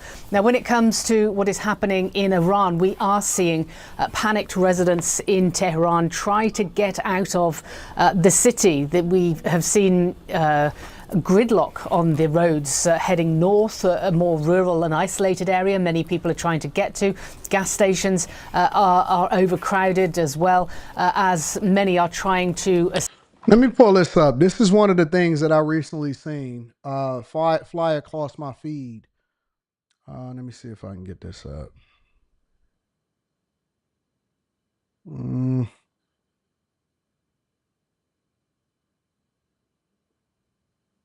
So I was looking at this, and this is courtesy of the Wall Street Journal.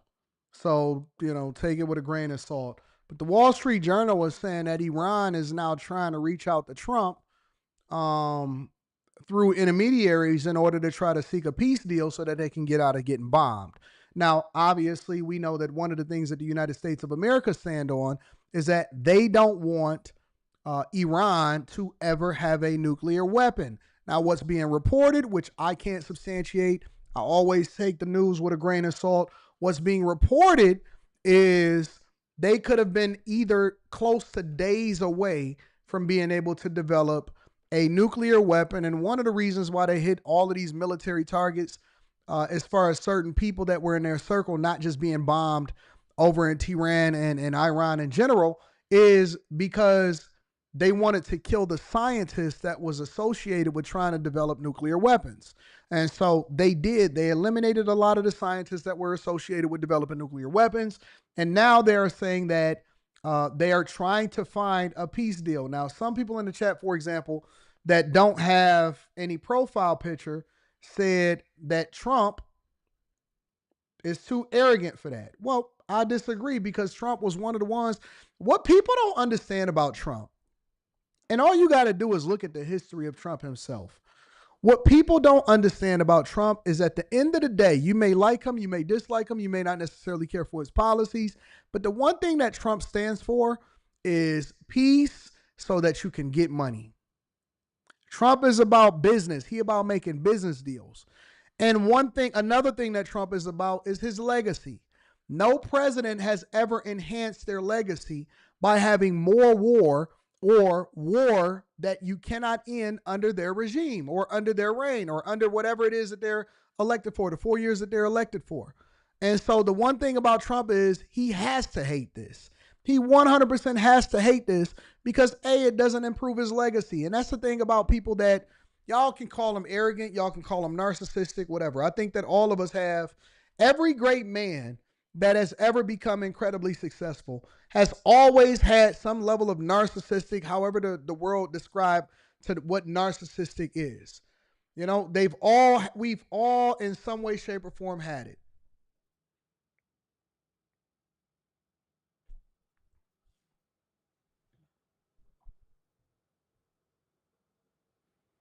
We all have sociopath tendencies.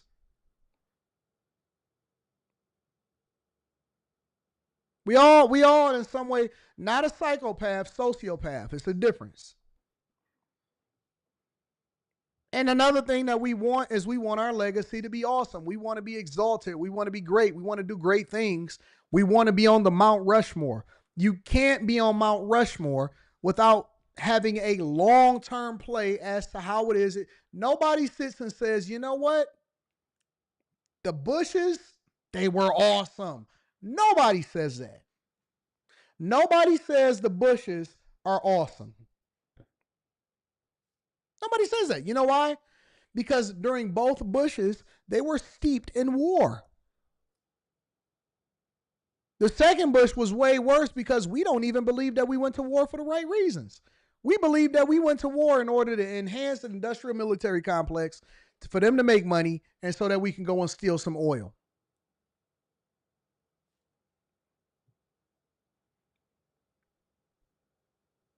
Nobody looks at the Bushes and say, man, those were some awesome presidents. They will never be considered to be on the Mount Rushmore of the greatest presidents of all time.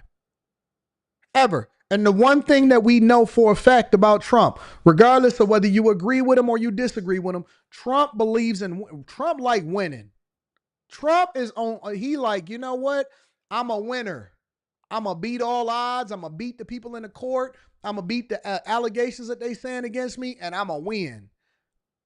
I'm going to win. And you have to have some level of a sociopath mindset. And I'm just being honest with you.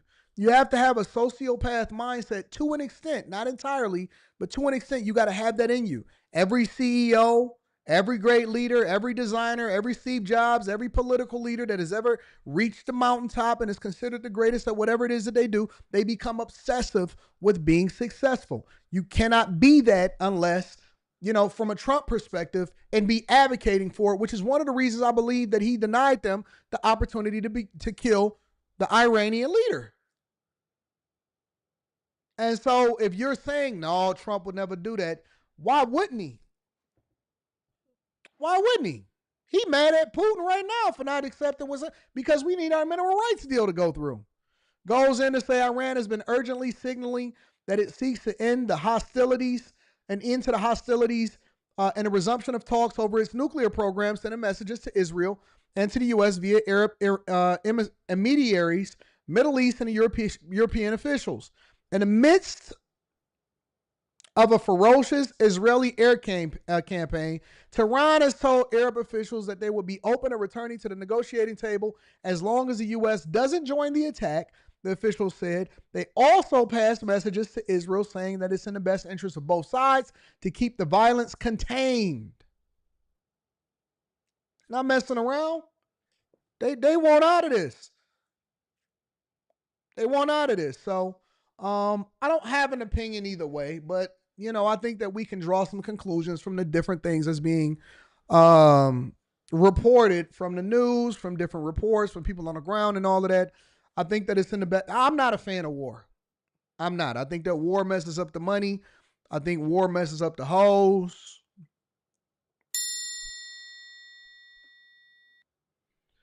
I'm not a fan of war. I'm not. I don't believe that war benefits or solves for anybody, for anything. I think it messes up all kind of possibilities. The chicks don't get wet on war. They don't get wet on war. They be trying to get up out of there.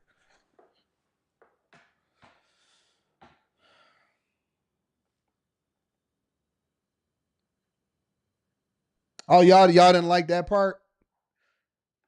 Women don't get wet with war. Two dubs, those are two W's that don't go together. I don't like that. I don't like, where all of the women at? Oh man, it's they beefing in there. What you mean they beefing in there? That mean all of the ladies is gonna be trying to get up out of there. Wait, well, beefing? I can't stand it even on a local level. Be all of the vibes, the music be going. I don't know. Then it's a fight that break. What y'all doing fighting?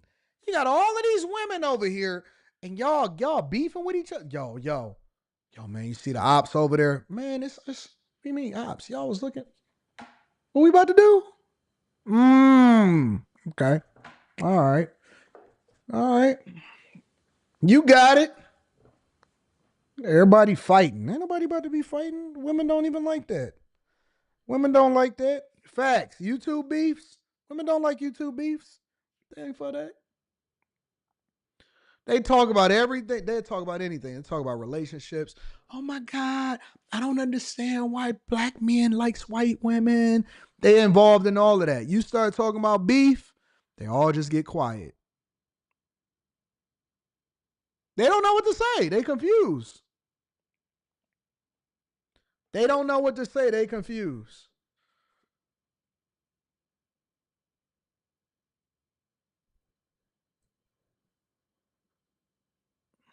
Zeke D says, Zeke doesn't have a profile picture, so we usually don't do this.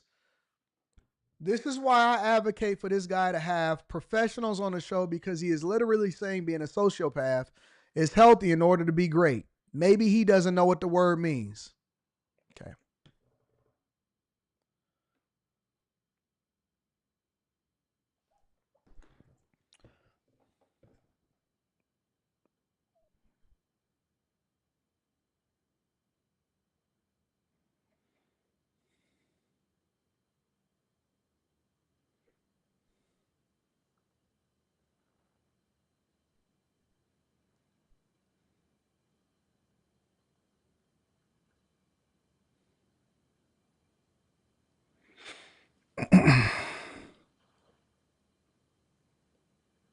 Nobody said be a sociopath.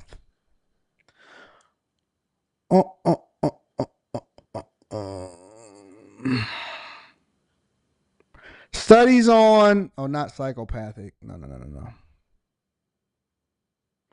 Prevalence of, hold on, let me pull it up. I might have to pull it up on the screen.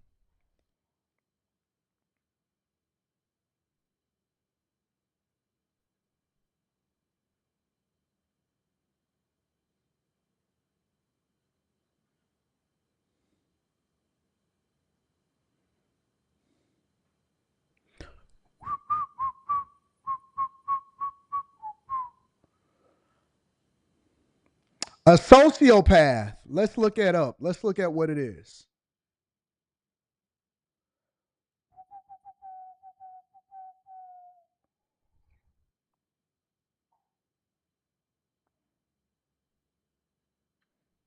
They lack empathy for others. These are the traits of a sociopath. They have somewhat of impulsive behavior. They attempt to control others. They use intelligence, charm, or charisma to manipulate others. They say things for personal gain. Let me go to more items.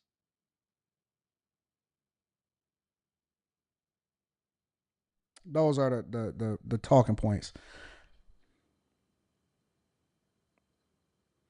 I don't know how you don't say that those characteristics, which obviously you don't want to be a full-blown sociopath, but you absolutely can find some of those same characteristics inside of some CEOs and some owners and some companies. If you're telling me that some of the very people who even went down, when you talk about the Diddy's, when you talk about the Jeffrey Epstein's, when you talk about these people, they exhibit some of those very exact same characteristics. So how are some of the greatest men in the world who are not always considered the best people as far as how they treat Steve Jobs he absolutely exhibited the majority of those characteristics. Steve Jobs absolutely positively exhibited the majority of those characteristics. So I'm not telling people that they need to have all the characteristics of a sociopath, but they exhibit the characteristics of a sociopath 100%. They make decisions without any kind of emotional attachment. They have to separate themselves. They can't show sympathy and empathy for every single situation. They have to make a decision that's in the best interest of the shareholders. So again, I know exactly, I don't need anybody. I know how to look it up and I know exactly what the traits are because they exist in a lot of leaders and a lot of world leaders. If you're telling me a lot of our politicians don't exhibit traits and characteristics of sociopaths, I tell you, you're a fool. And some of the women exhibit some of the traits and the characteristics the most. Zeke, you gotta get a profile picture before I can continue to highlight what you're saying. And yes, I am doubling down. I said what I said. I said what I said. Comparing yourself to Steve Jobs is goofy unless you're developing AI or tech. You hear these dumb motherfuckers inside of the chat, and all of them. Matt don't have a profile picture either. Do you hear how they have an inability to be able to combine the two and understand exactly what you're talking about in order for that to exist in different portions in life? Did I ever say that I was Steve Jobs? Did I ever compare myself to Steve Jobs? Or did I say that Steve Jobs very much exhibited characteristics of a sociopath according to the definition, and in order to be great, similar to Trump, that every man that achieves a level of success, most of the time they exhibit these characteristics. This is why women don't give y'all none. This is why it's so hard. They see y'all, they say, you know what? I may want to give him some, and then you open up your mouth and everything that's dry up. It just turns into the Sahara Desert out there.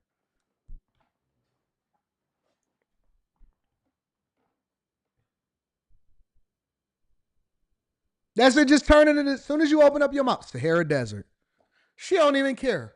She don't care what your lifestyle is. She don't care what your situationship is. She don't care about how it is that you live your lifestyle. She ain't trying to know about your baby mamas and all of that, but you just so busy trying to be right instead of trying to be successful. Honest to God, bro. Everything could be tied back down to relationships, networking, all of that. This is why you can't get no box. This is why you ain't got no profile picture, because you scared.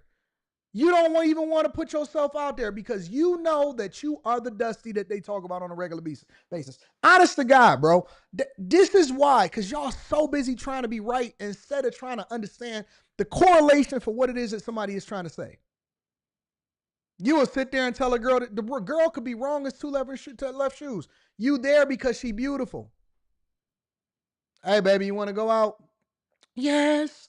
She say something that's stupid. You know what most of us do? Most guys, you know what most guys do? They just act like she didn't say nothing. Oh, yeah? That's crazy. Just say that. Man, that's wild. Learn not to always want to say something, especially when you're wrong.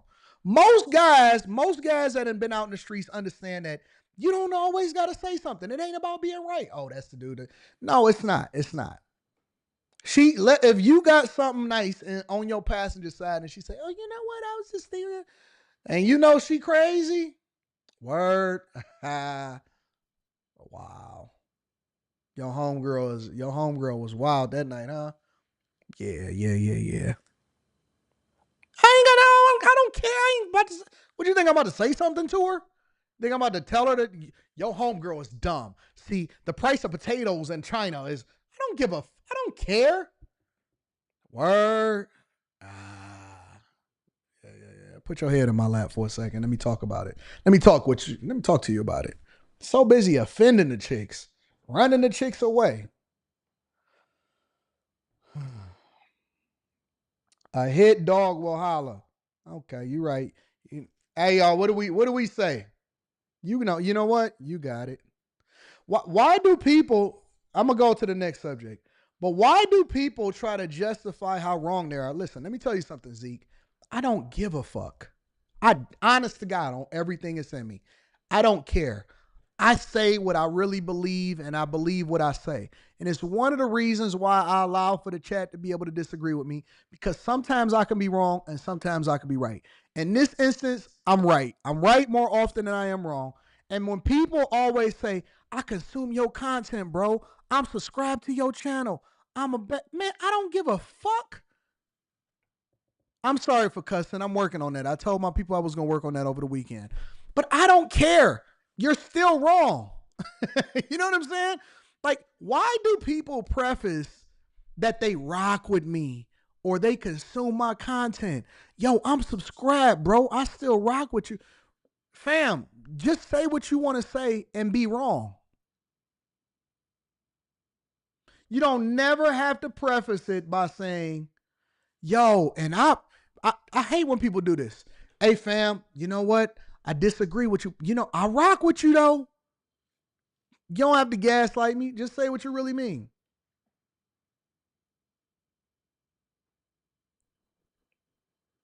Say what you mean and mean what you say. You know what I'm saying? Like, just mean it. Yo, I rock with you, bro. You know, I tune into you all the time. Okay, what does that have to do with anything? What does that mean to me? You still wrong, and I'm still right. Make sure you hit a like for the algorithm, subscribe to the channel with 10 notifications. Let me read let me read some of these super chats. Jason Green says, AD, do you ever do meetups in Phoenix, Arizona? I haven't, but I can. Would you like for there to be a meetup in Phoenix, Arizona? We could talk about a meetup in Phoenix. Courtney Smith says, huh? That's weird. I never knew of a king dictator rejecting or take out a leader who could be an opposing threat. You haven't? Interesting. 50% Simp says it's called rules of war, rules of engagement. We have not seen nothing yet. No, I don't think this is World War III. I don't think this is it. Abe the Hunter says old people in old wars, they start wars and pass away years, leaving us young folks to pick up the pieces. Well, one day you're going to be old and hopefully you don't start a war. J-Dub says, Trump, I want peace and business deals in the Middle East. Israel, best we can do is these missiles, boss. Obi-Wan the homie, shout out to Obi-Wan the homie, says, so AD, we didn't go to war because of 9/11? I don't believe so. I don't believe so. Obi-Wan the homie, you should go and watch this documentary called Loose Change. It's a really good documentary. No, I do not believe, and I say this with every bone in my body, I don't believe that we sent our troops out there to get massacred because of 9/11. I do not believe that. Not even a little bit. No. No. I don't believe it. And I don't believe that most of the people in the chat believe it either. Ash says, Israel Netanyahu is trying to drag the U.S. into an all-out war with Iran. Trump is being pushed into a very difficult position. They tried to mess up my stream right now. Time Dog is all back right now. They tried to mess up the stream, but we back, baby. We was just a little bit paused.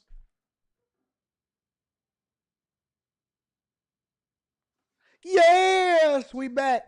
Why you over there looking at me? Why my girl standing there? Chris Cunningham says these people can't think they way out of a plastic bag. Shout out to my dog Ash too. I appreciate you. Thank you for the 50 ball, my friend. Me University says the tractors are caught in between male and female. Loose change has been, no, it has not. No, it has not. No, it has not. Anyways, listen. You guys can believe whatever you want to believe. I believe what I believe, and I do not believe that we went to war over people hijacking planes and flying them into buildings. That's just me personally. Anyways, make sure y'all hit a like for the algorithm, subscribe to the channel, and turn on your notifications. Let's get into it. So over the weekend, we've seen plenty of Mexican flags, white apologists, sellout black people, and illegal migrants in the streets, protesting, and even some cars hitting some people. Make sure y'all hit a like for the algorithm, subscribe to the channel, and turn on your notifications. This is what happened. You know, we were also talking about the Army National Guard. As you know, they've been on the streets of Los Angeles after those protests that took place during Trump's immigration raids, and protests have been popping up across the United States. I'm told that things have been picking up on the streets of Los Angeles. Want to get straight to our Matt Gutman, who is there. Matt. For about 5 or 6 hours, I hear you, Kira, this morning. It was absolutely peaceful, and protesters took up positions around the city. The LAPD was very hands-off. They let a rally happen. It was about 20,000 people. Then people marched around the city. The LAPD let them do it. And about 2 hours ago, or a little bit more, they started to congregate outside the federal building, which is that. These people are nuts, bro. These people are straight up crazy people. These people are nuts. I honestly believe that everything in my being that these people are nuts. I do. I think that these people are crazy. Do you hear these people out there?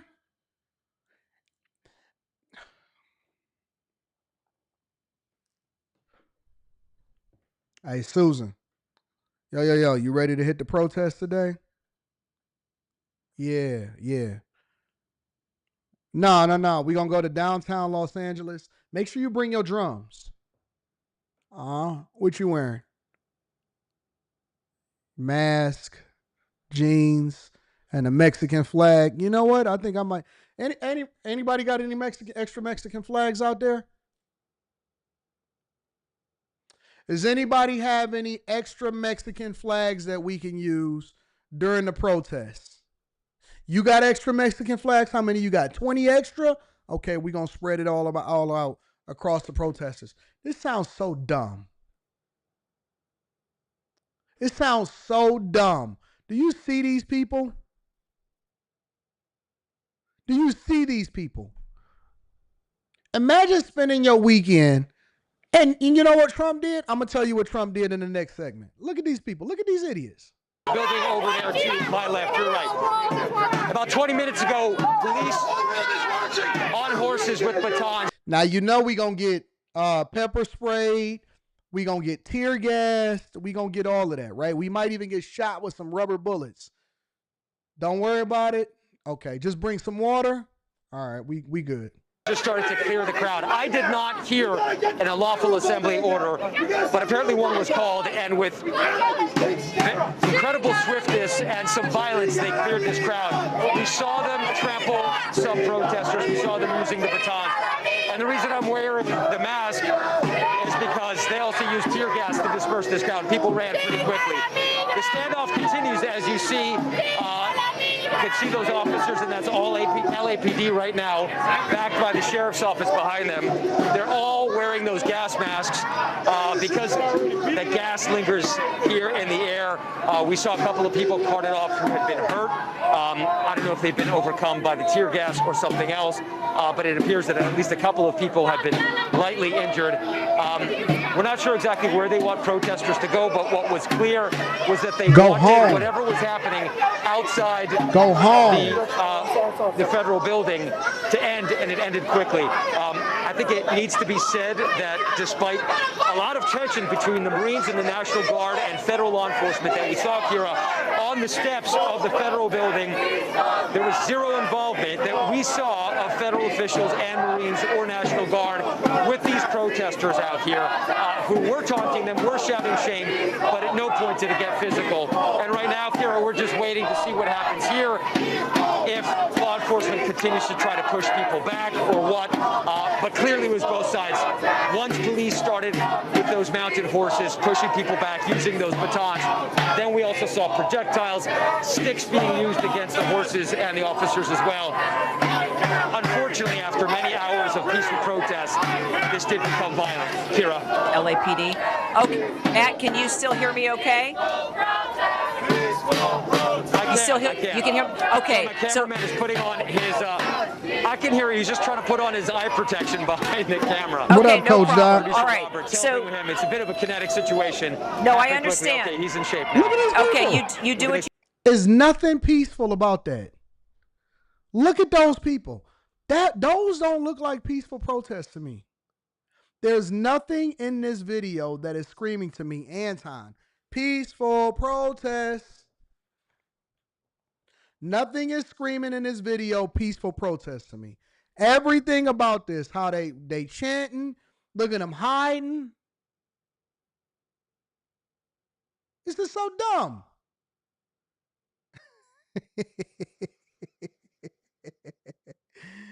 Oh my God. You need to do. Yep, do what you need to do. I'm looking at the video. No, we're good, Kira. Okay, all right. So let me clarify what has happened here. I took notes about what you were saying. I'm looking at the pictures right now. So correct me if I'm wrong, but about the past 5 hours there in Los Angeles, it was pretty peaceful. That there were, what would you say, tens of thousands of people that were rallying and marching through downtown. And it was calm, right? Everything was okay. Absolutely. What exactly happened that now created what we have just seen, and also clearly the LAPD moving in? I saw. Look at that overweight white woman right there with the face mask on. You telling me that she ain't got nothing else better to do? That she ain't got no Father's Day celebration that she can go to? That there is no kids that she needs to go and help? That there's nothing, that no Walmart kiosk that she needs to stand in front of to make sure that people are not stealing? That there's no diet that she needs to be on right now? That she decided to spend Father's Day weekend, her right there with the big arms, big arms, big arms, big back, big back. You telling me that she decided to spend her weekend masked up with a no ice LA sign? White people, y'all a mess out here in these streets. Honestly, y'all are a mess out here in these streets. It's the majority of y'all. I got to hold y'all hand, and I got to tell y'all that y'all accountable for a lot of this. I know we going to get the occasional black culture idiot that's out there protesting with you guys. I just refuse. Honest to God. I refuse this weekend. Maybe some other week. Maybe during the week. Weekends are reserved for me personally for having a good time. Hopefully, you know what I'm saying? We getting some box, busting it down for a real one. We gonna eat good. We gonna party. We gonna spend some money. And have a good time out here in these streets. Ain't nobody trying to spend my Father's Day weekend out there with no big bags. You know they ain't got no deodorant. No, they ain't took a shower. Woke up, put their pajamas on or their jeans, got they sign together, went to Walmart and purchased something, turned their flag upside down, ordered their Mexican flag to replace it, and then they out there protesting. I asked one of them. I asked the lady one time, I said, you ain't got nothing better to do.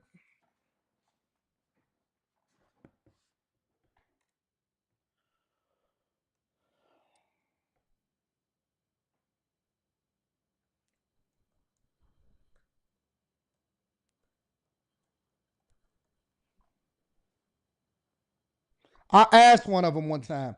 I asked one of these older white women, I said, you ain't got nothing better to do with your time than to be problematic and unruly. You got out here with your crazy hair and you decided that you wanted to you just random. I did. And I be asking them. See, when I go out there, and I wasn't going to do it on a weekend, you forget it. When I go out there, I ask them, I said, bro, you don't have nothing better to do? I think it's going to. Let me see if I can find her.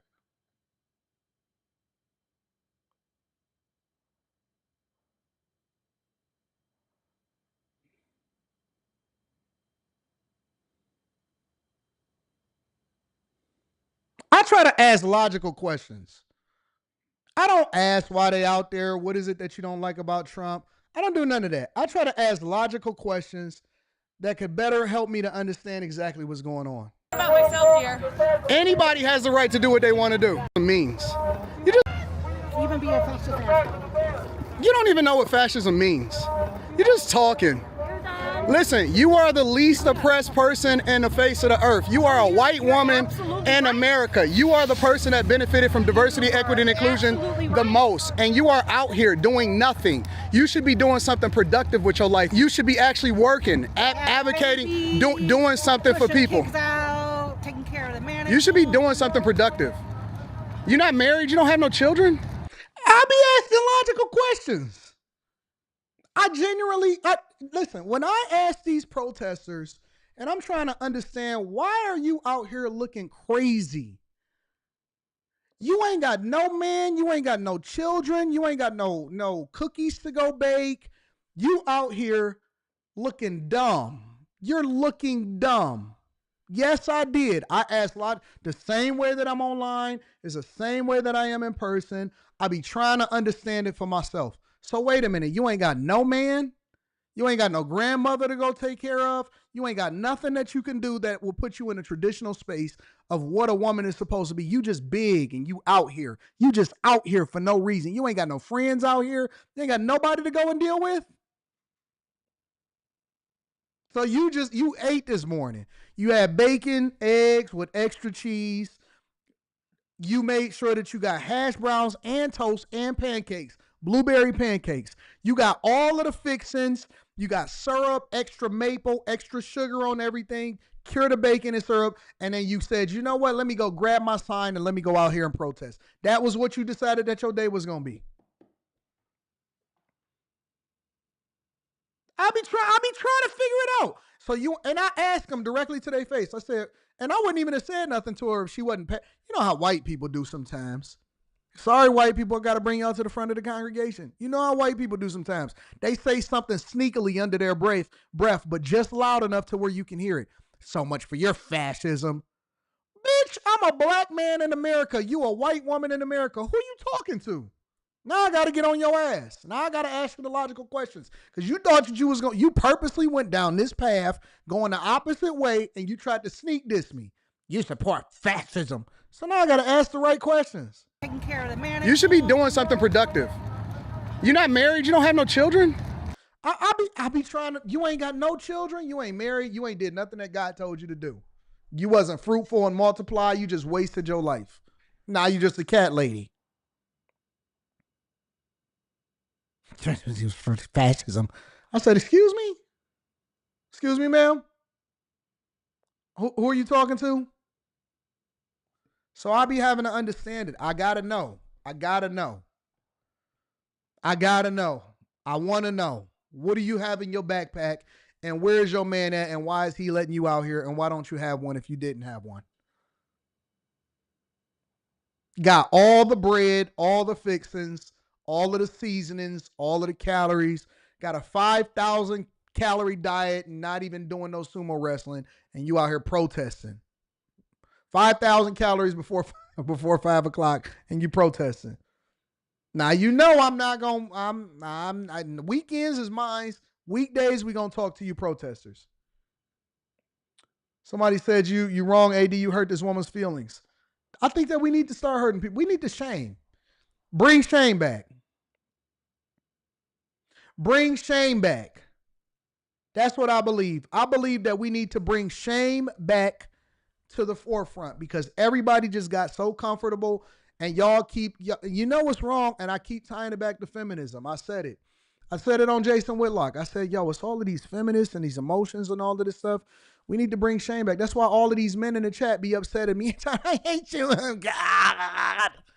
We need to bring shame back. Hey, man, get out of your emotions. Stop being so weak.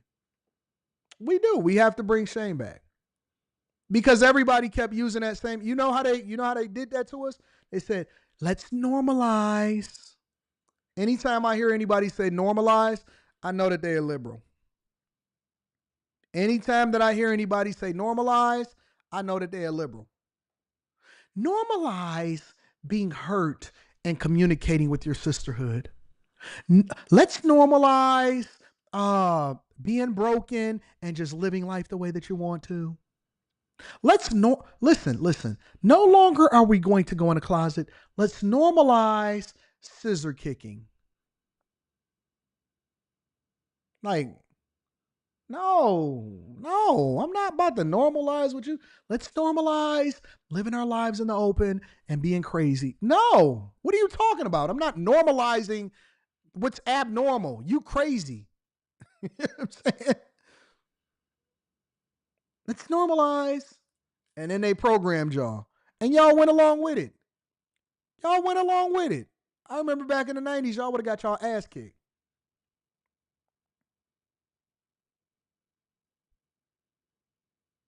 Y'all would have got y'all ass kicked in the 80s and the 90s.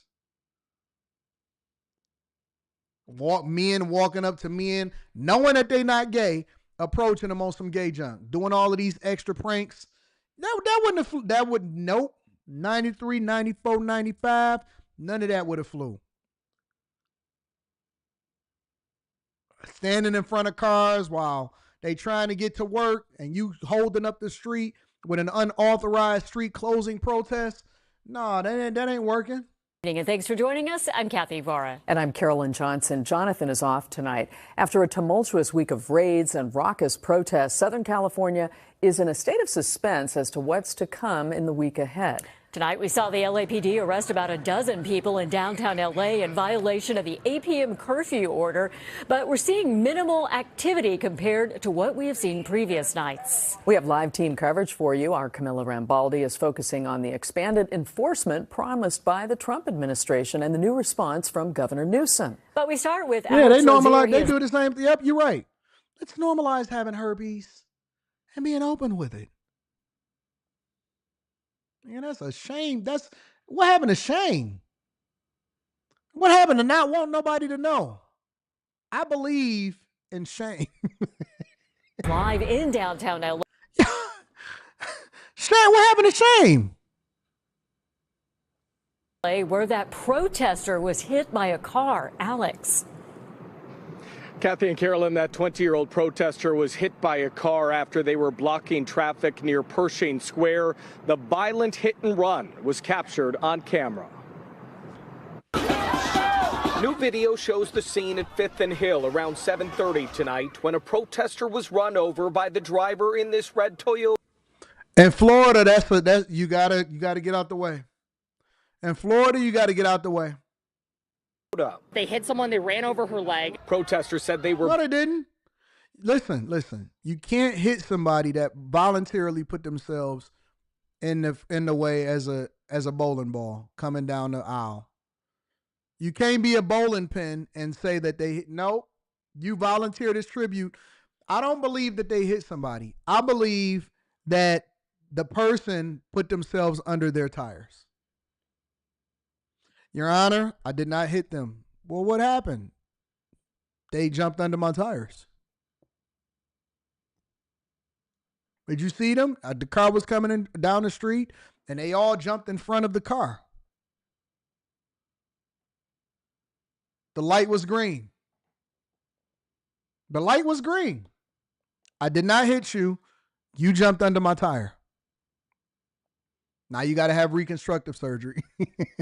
Now you got to walk with a limp because you was protesting for somebody that didn't even care about being here. Y'all real brave nowadays. Everybody brave now. Blocking the intersection when the woman was hit. After the crash, the driver took off. Minutes later, paramedics rushed the injured protester to the hospital. Typical, fit the narrative. White fatigue. White fatigue. What's wrong with y'all white people? Can we just better understand what's going on in y'all minds when y'all decide to do some of the stuff that y'all doing? White fatigue is a real thing. Yes, it is. White fatigue is a real thing. Y'all always want to volunteer to be under somebody's tire. You want to be a victim. You run to the problem. All of this stuff. You got to be there. Now you ain't got no foot on. You ain't got no shoe, no foot. You in the cast. You going in the ambulance. And you could have been at home with making cookies. You could have been being a soccer mom right there. You decided to make the sacrifice.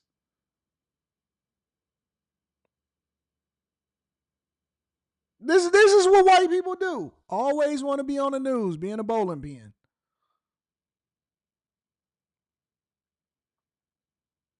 Nope, it's not just liberal fatigue. It's white liberal fatigue.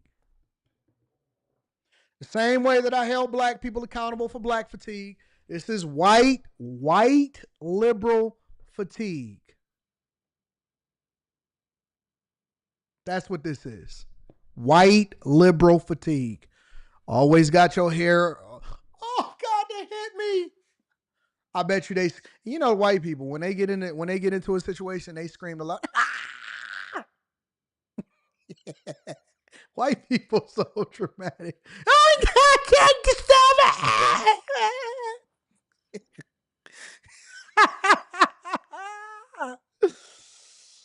Oh, always at the wrong place at the wrong time. Always reaction times is slow. Y'all don't know how to move a little bit quicker. Every time there's a shooting or something, you always slow to react. 7 of you get hit before he even pull out his weapon. Oh, God. Let me guess. White people, right? Okay. All right. You got it. You got it. They do. They just fall out for no reason. Oh my God, I'm falling under your car. Somebody just drive over them. Bro, how did you end up under my tire and I'm going straight? Always getting into a road rage incident. No, you. Fuck you. Fuck you. Fuck you. I don't care. Can't even fight. Always telling somebody to fuck you. Stop saying it to people. Stop saying that. Don't do it no more. Ain't got a tough bone in your body. Fuck you, man. Forget about it. Keep on telling people to fuck them. Fuck you. Stop saying stuff to people. Just be quiet. Go home. Go home. We'll call you when we need you. Just keep on talking shit all the time. It's getting old. It's getting very old. We over it. We got to fix this. We got to start having some honest to God conversations with people. Shout out to my white folk. I love y'all. Marka J says, just imagine if Kamala was in office, a lot of lives would be lost. The economy would be so sad, but we would be getting richer though. That's for fact. Because I would be doing live streams on her every day. Willing to debate that? Willing to debate what? What are we willing to debate? What did you say before? You talking about willing to debate 9/11? Oh, no. Let's be clear. I'm willing to take call-ins. I'm unwilling to take call-ins about certain subjects. 9/11, all of those things. The algorithm don't like that. All right? The algorithm don't like it. It's certain things that we can't talk about online. It's the reason why we bag chasers. All right? We not fools. We don't fumble the bag. Sociopath equal Empress Rita's man. No, I'm not a sociopath. I think that I exhibit some of the same tendencies as a sociopath, though. Did you see the Mexican lady on CNN blaming the riot and looting on black folks who aren't even out there with them? No. Send it to me, Wesley Turner. I'll put it in the show right now. Kwame. Shout out to Kwame. I appreciate you. Wyatt B856 says, I bet you they let the ambulance through, though. Yeah, they let the ambulance through. They do let the ambulance through. Anyways, make sure you hit a like for the algorithm, subscribe to the channel, and turn your notifications. But right after they got done protesting, guess what? Trump was like, we still gonna keep deporting y'all. Make sure you hit a like for the algorithm. As soon as I said 9/11, the stream started buffering. Really? No way. Did it really?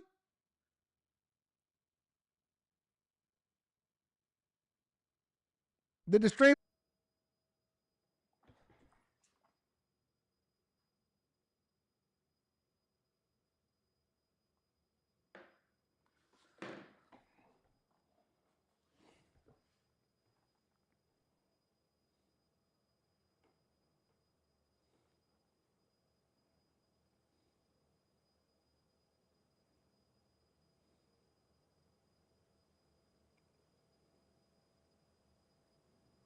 We back.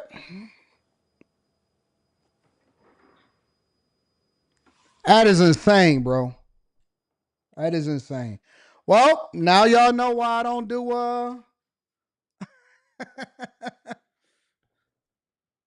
now you know why I don't see agents. Agents. Agents tried to get me sniped. I'm not gonna let y'all do it no more. I'm not gonna let you do it. Nope. Obi-Wan Janegro or whatever his name is. Oh no. Ain't had nothing to do with my Wi-Fi. My Wi-Fi is good. I just looked at it. Everything is all good. Everything is green. Obi-Wan Canegro tried to got me in a bad space. I'm not doing it. Nope, I'm not doing it no more. Shout out to Bishop FDR Newkirk Jr. Shout out to you. I appreciate you on Cash App, my friend. I'm not dealing with it. Timothy, shout out to Timothy, says, good morning, AD in the bag chasers. I appreciate you, Tim. Spencer Campbell in the building. Shout out to my dog, Spencer Campbell. I appreciate you. And Mike, that dude is in the building. Shout out to Mike, that dude. Now you see why I don't want to talk about it. Anyways, Trump is out here. And he said, we back to deporting. Make sure y'all hit a like for the algorithm, subscribe to the channel, and turn on your notifications. Also tonight, President Trump is doubling down on deportations for undocumented immigrants across the country, ordering ICE to expand their efforts. Yeah, and he's setting his sights on democratically led cities, including Chicago and New York, and of course here in Los Angeles. This as ICE raids continue across the city, and the latest happening at a popular SWAT meet in Santa Fe Springs this weekend.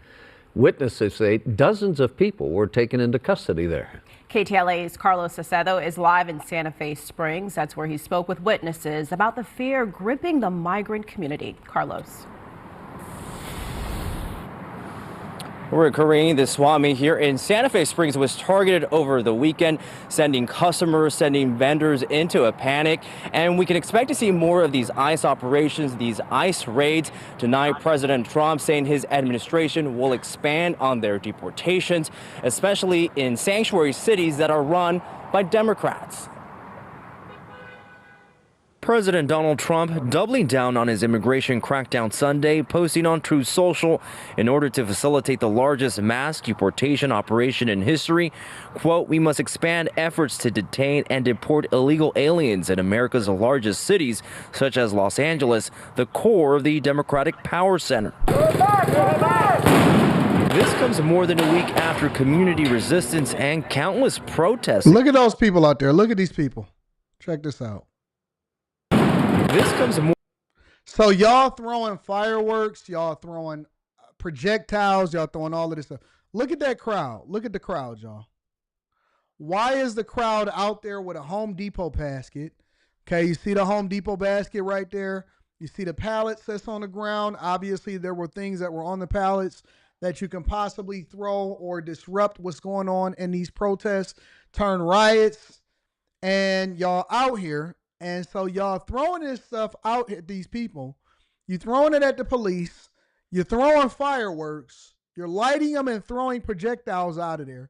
And now you out there trying to run away from them.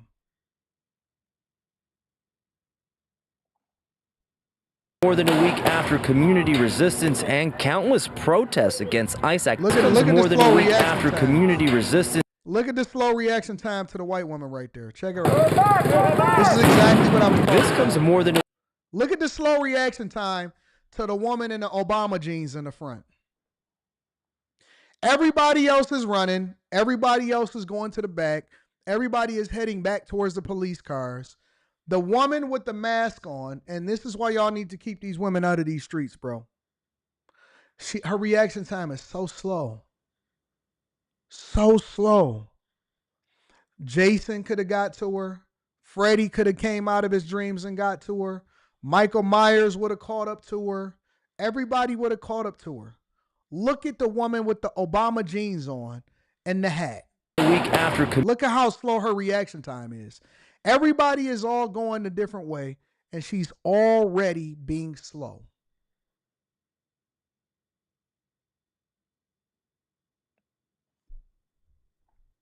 Power Center. This comes more than a week after community resistance and They all came from Home Depot. The Home Depot basket, they got the Home Depot pavers. They have a Home Depot box right there. You have all of your context clues right there. That means that people were going to Home Depot to purchase these items so that they can be disruptive during these protests. And countless protests against ICE activity in SoCal, most of which have been peaceful. Saturday drew the largest crowds in downtown LA for the No Kings rally, blasting the administration's immigration enforcement.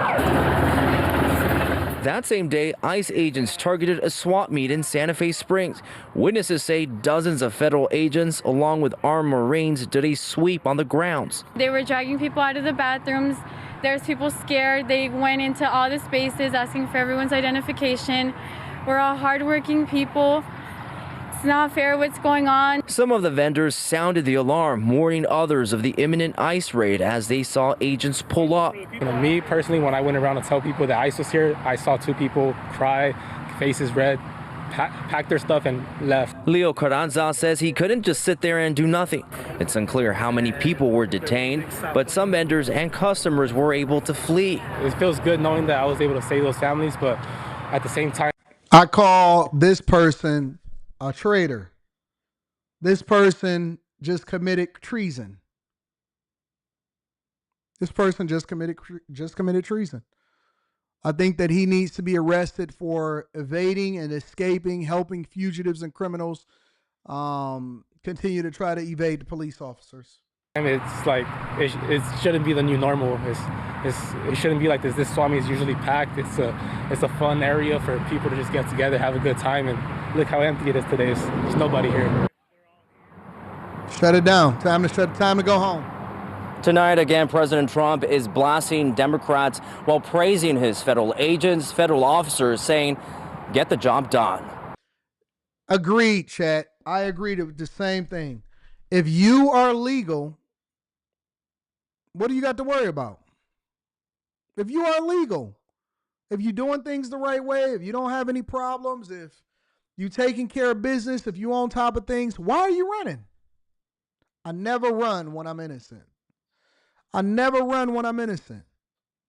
As a matter of fact, I'm so confident when I'm innocent, or not even when I'm innocent. Let's just say legal. Because sometimes I'll be guilty.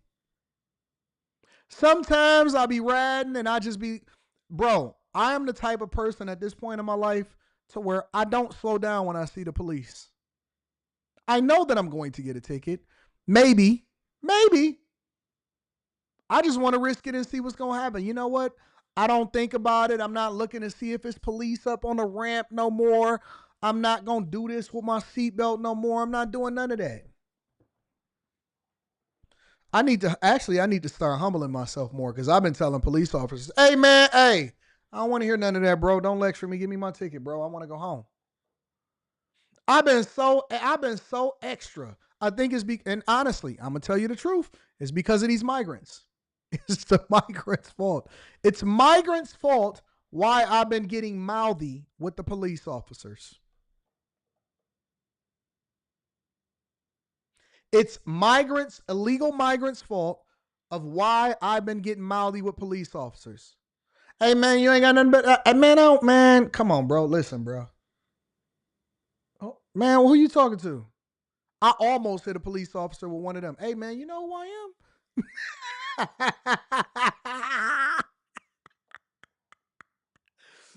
They get up to the car. I already have my license ready. Here you go, man. Do you know what I stopped you? Hey.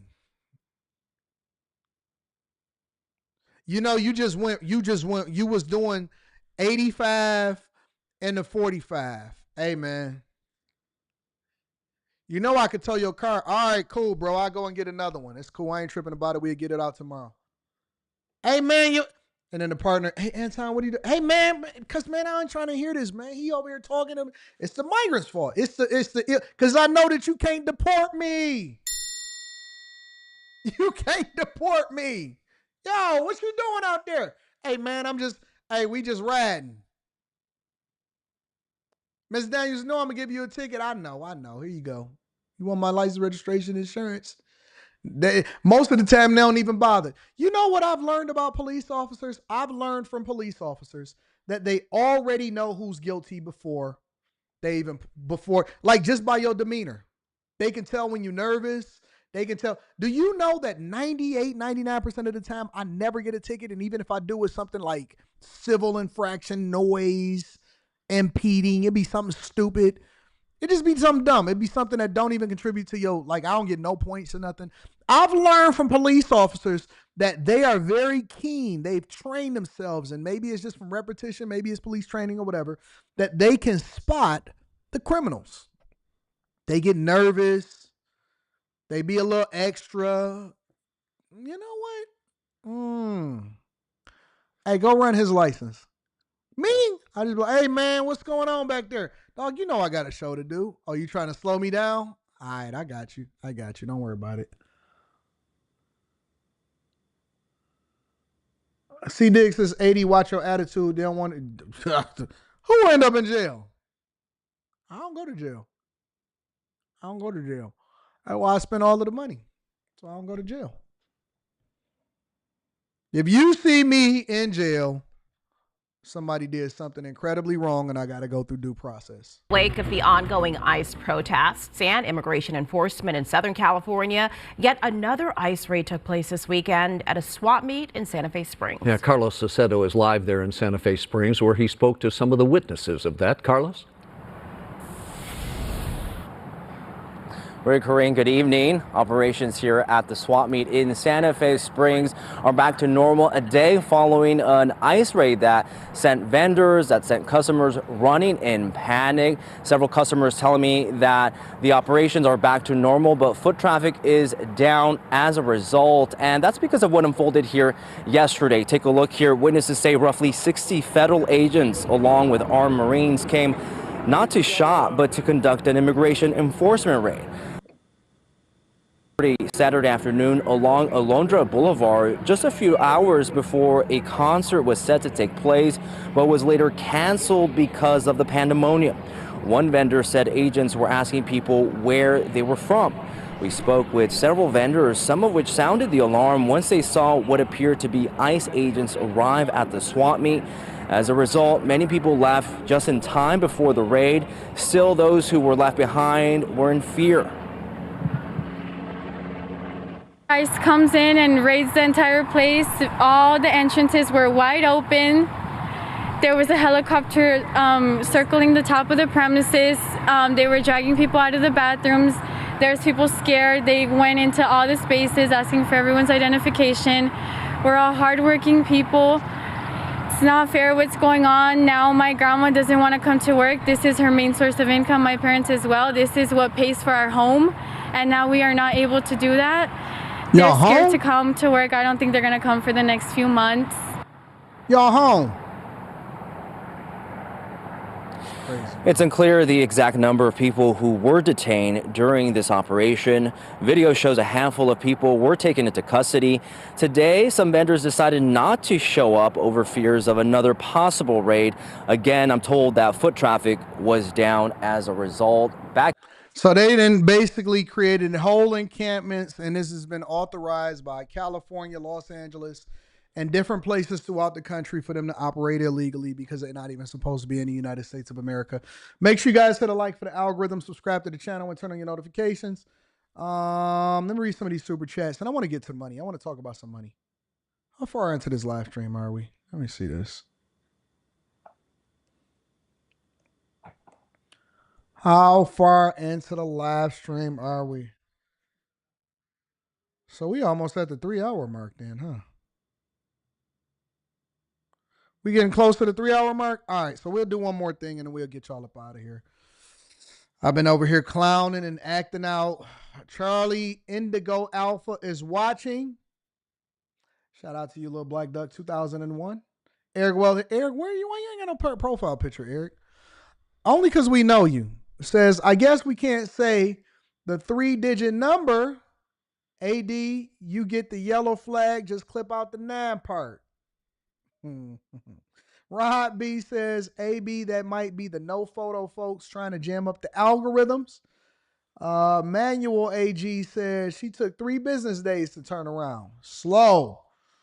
Anton hands over his license with his name highlighted. Facts. You can't deport me, baby. Mitch voice from Paid in Full, says Chris Cunningham. Ash says these rioters, shout out to Ash. I love you, big dog. These rioters are the very people collecting government welfare, Medicaid benefits, and NGO paid actors. How are these people an asset to making America prosperous? Shaking my head, get a job, and go home. King to all says this show is the best there is, bro. Me and the wife have laughed our faces off today. It's better than the Netflix special, ain't it? I don't understand why people say they were. I be trying to understand why it's so difficult for a comedian to put together an hour. Anyways, why they were scared. They weren't scared crossing the border illegally. Facts, Wyatt. I agree. Facts. All right, let's continue on. Y'all seen Malik today, my little hoe? We'll get there. Q show tonight. Make sure y'all tuned in. Make sure y'all hit a like for the algorithm. Subscribe to the channel with turn on your notifications. Google and Disney. Disney with lawsuits. Google with buyout offers. Make sure y'all hit a like for the algorithm. Subscribe to the channel with turn on your notifications. Let's talk about it. Google is now offering buyouts to employees across several divisions, but including its core search and advertising units. Seems to be just the latest sign that tech is reshaping its workforce around AI. Deirdre Bosa has more in today's Tech Check. Deirdre.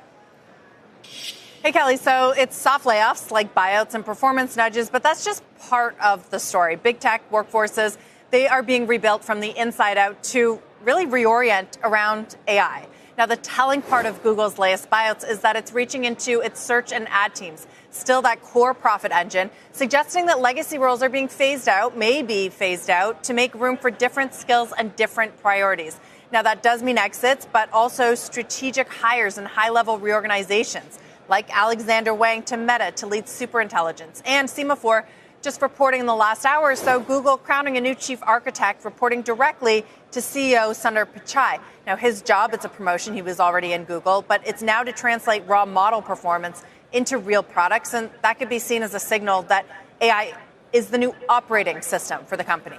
Now, Google's memo about the buyouts makes the subtext pretty clear.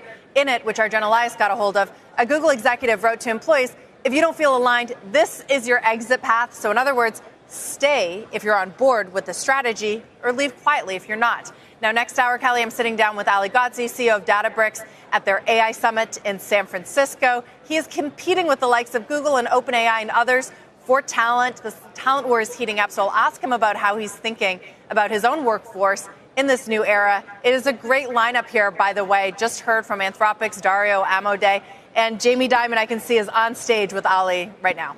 But would you say, Deirdre, we can definitively draw the conclusion that this is AI related? That's what's so hard with all of these headlines, right? We had the years of efficiency that were everything is AI related. Everything is going to be AI related. AI will be integrated into our lives faster, more efficiently, and more effectively than any other technology that you've seen over the last 20 years. I remember all of the different phases. I remember the dot-com bubble bust. I remember the dot-com. I remember all of the phases that's happened over the internet. The creation and evolution of social media. AI will be more impactful and more involved in whatever it is that we have going on to the internet today. It is going to be more integrated than ever. A lot of it is going to be seamless. Some of it not so much so. Man, let me tell you something, bro. I know people that at work, the smartest people have already adopted it. They just haven't started speaking about it at work. Let me give y'all some practical advice. For you early AI adopters, And for those of you that's going to be joining the next live stream, between Father's Day and between me having to gatekeep information and try to figure out more effective ways to prevent certain information from seeping out to the general public. So shout out to all of the people that's a part of the Bag Chasers, the new Patreon members. I love y'all. I appreciate y'all.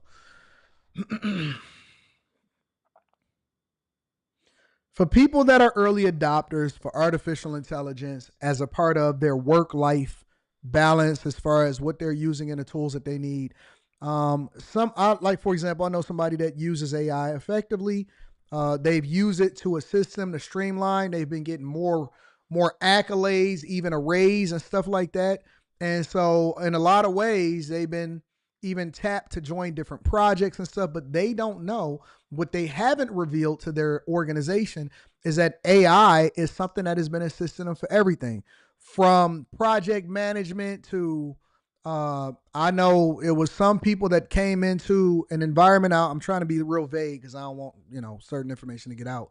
It was certain people that came into an environment to figure out how they can do things more efficiently. They gave a list of the things to do more efficiently.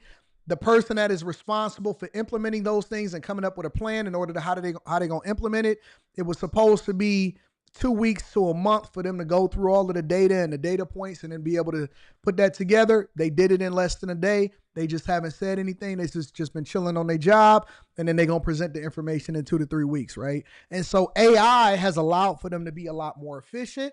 It is a part of some people's workflow. If you've used it, right? And stop running your mouth. Stop running your mouth. You don't have to say everything. If you are becoming more efficient, if you're a superstar, if you got something going on or whatever, so on and so forth, then keep it to yourself and just become a superstar. Don't go over there, hey, boss, I've been using AI. And only say and do things, especially in corporate America, when it's conducive and when it benefits you. You don't always have to be the first person to say something. Be quiet. Let it put some stuff together and then win.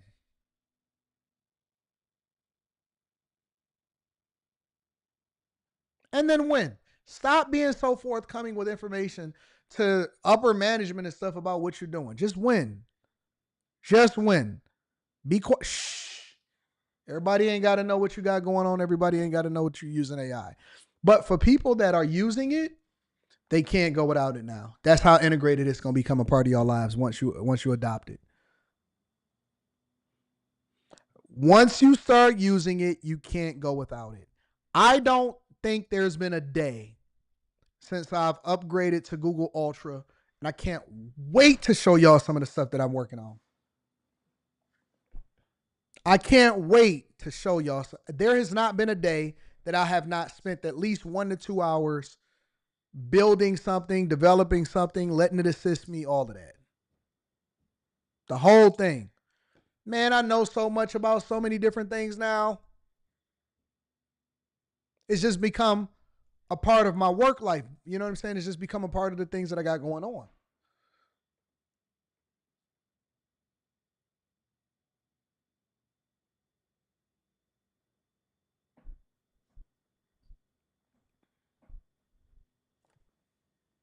Happening anyway.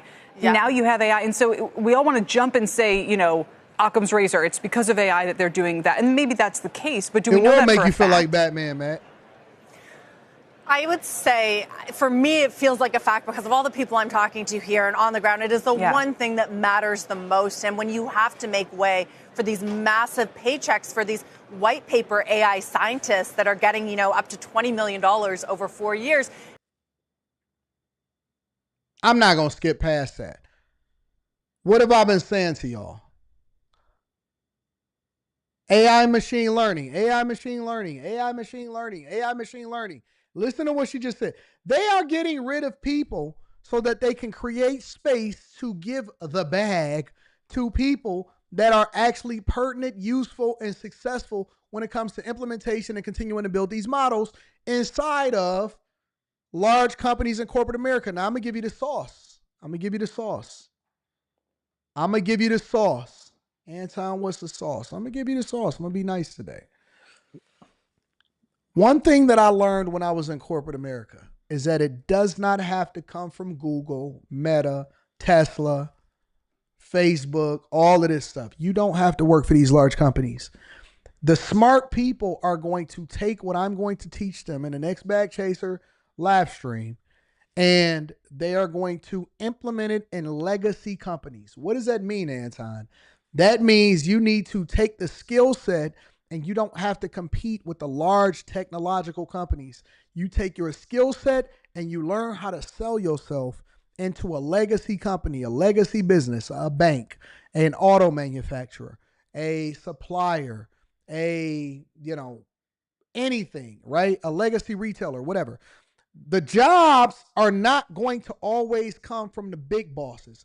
Those are the big things, but the way that the recruitment works is that you can then leverage your skill set to then sell on, hey, this is what I'm familiar with and this is what they're implementing at the large companies, but this is how it is that I want to implement this in this place. That's the whole reason why I was able to build out a UX practice at one of the first banks that I worked for, is because I was an early adopter of technologies and embracing of these same technologies that I then sold on the idea that we can build out a practice and we can build out an entire agile team around these whole things. We can get rid of the contractors, we can build out an agile team, and then they're going to give you the bag.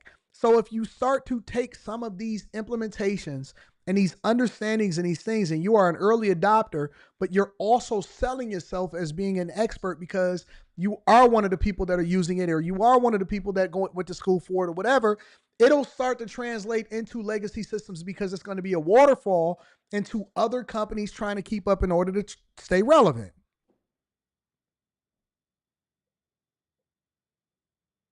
Correct, Tech Coach Ralph. We're going to go over that. I'm going to show you, I'm going to talk about that. I'm going to talk about that on the Patreon Wednesday. Matters the most, and when you have to make way for these massive paychecks for these white paper AI scientists that are getting, up to $20 million over 4 years, it seems obvious. It also seems obvious when you read through the transcripts on their earnings call. It really is the thing that is moving everything, especially within companies like Google and Microsoft and Meta and the startups. Maybe for some of the others that aren't as all in, it could be used as sort of a front, right, for layoffs. So that changes. But I think for the ones that are moving most aggressively on this, like Google, Microsoft, Meta, a few others, yes. Yeah. But, that's we'll see. We'll see if that sticks. It will. Meanwhile, on Disney's front, Disney is starting to sue AI companies for copyright infringement. So be careful with this, guys. Be very, very careful. Some breaking news on Disney and NBC Universal. Let's get to Julia Borston. Hey, Julia. Hey, Carl. Disney and NBC Universal, which is CNBC's parent company, are filing a joint suit against AI company Midjourney, alleging copyright infringement and demanding a jury trial. The complaint, which was filed just now, includes images that Midjourney generated with characters including Lucasfilm's Darth Vader and from Universal Illumination's Minions. One of the things that I've been learning, and again, I'm going to go over this. I got a whole live stream that I'm going to do. It's probably going to be longer than an hour, probably be more closer to an hour and a half. So if you're not a Patreon member, if you're not a Bag Chaser, then you definitely want to get in. One of the things that I've learned using different AI systems, whether it be Google's Ultra, Gemini, ChatGPT, so on and so forth, is that they are getting more effective at what you can and can't generate and how you have to describe it. And so prompt engineers is also going to be a relevant thing, I believe, in the future. But like, for example, you can't just say, hey, give me a picture of President Trump and that's the end of it. Now you got to get more creative and you got to get a lot more, what's the word that I'm looking for? Descriptive. You got to change things a little bit, right? You got to use some certain images or whatever, but just automatically generating the images themselves. Companies are starting to get in trouble. And this is one of the reasons Disney and other companies are trying to set a precedent, and they're trying to look for certain companies to use as an example so that you don't go out there and you don't infringe on their copyright. Music companies are doing it. Elected officials are doing it. Very successful people, visible people, really big visible people are doing it. Movie houses, content houses, all of that. They are trying to control what can and can't be generated using AI. And so now that is the new front. That is the new front that's going to be fought in the courts. And Disney is leading the war against some of these companies that are generating images that you're starting to see pop up on TikTok, that you're starting to see pop up on YouTube. They're not having it. Disney and NBCU saying they asked Midjourney to stop infringing on their copyrighted works and that Midjourney ignored their requests. Now, this is the most high-profile legal action we've seen an entertainment company take to protect its IP. Disney saying, quote, "Our world-class IP is built on decades of financial investment, creativity, and innovation. Investments only made possible by the incentives embodied in copyright law that give creators the exclusive right to profit from their works," saying we are bullish on the promise of AI technology and optimistic about how it can be used responsibly as a tool to further human creativity. But piracy is piracy, and the fact that it's done by an AI company does not make it any less infringing. So we're going to have to see how Midjourney responds. We're reaching out to them now, but this suit could set a key precedent for AI companies and entertainment companies going forward. So essentially what you're seeing is, again, this is the new fronts here. This is going to be the new lawsuits. This is going to be the new fight. This is going to be the new technology. I'm not sure exactly what's going to happen, but again, I'm advocating for you guys to get ahead of it instead of being some of the people that's being forced to adopt it, because you don't have any choice except but to accept it. All right. Yeah, I think that's it. Interesting show today. I think we did over 3 hours, right? Did we do over 3 hours today? Almost 3 hours. We almost got there. Trying to keep y'all entertained and informed while y'all out here doing the work. That's like being an AI ML mercenary. Shout out to Wesley Turner. More Than Mellow says, the very reason I shifted my focus to cyber and AI instead of networking and cloud. Cloud is still a really good thing. The world will need protection against AI-powered cyber attacks. Shout out to Wyatt B856 says, shout out to you, 80, you cooked on Jason's show. Shout out to Jason Whitlock, too. I love Jason. Love that show. All right. We 3 hours in, and I gave y'all all the chalk and handle. You welcome, Heavenly Saint. I appreciate you. You welcome. You welcome. Let me read one more super chat. James says there is a technique called obliteration that can transform checkpoint files in such a way that you can get uncensored output.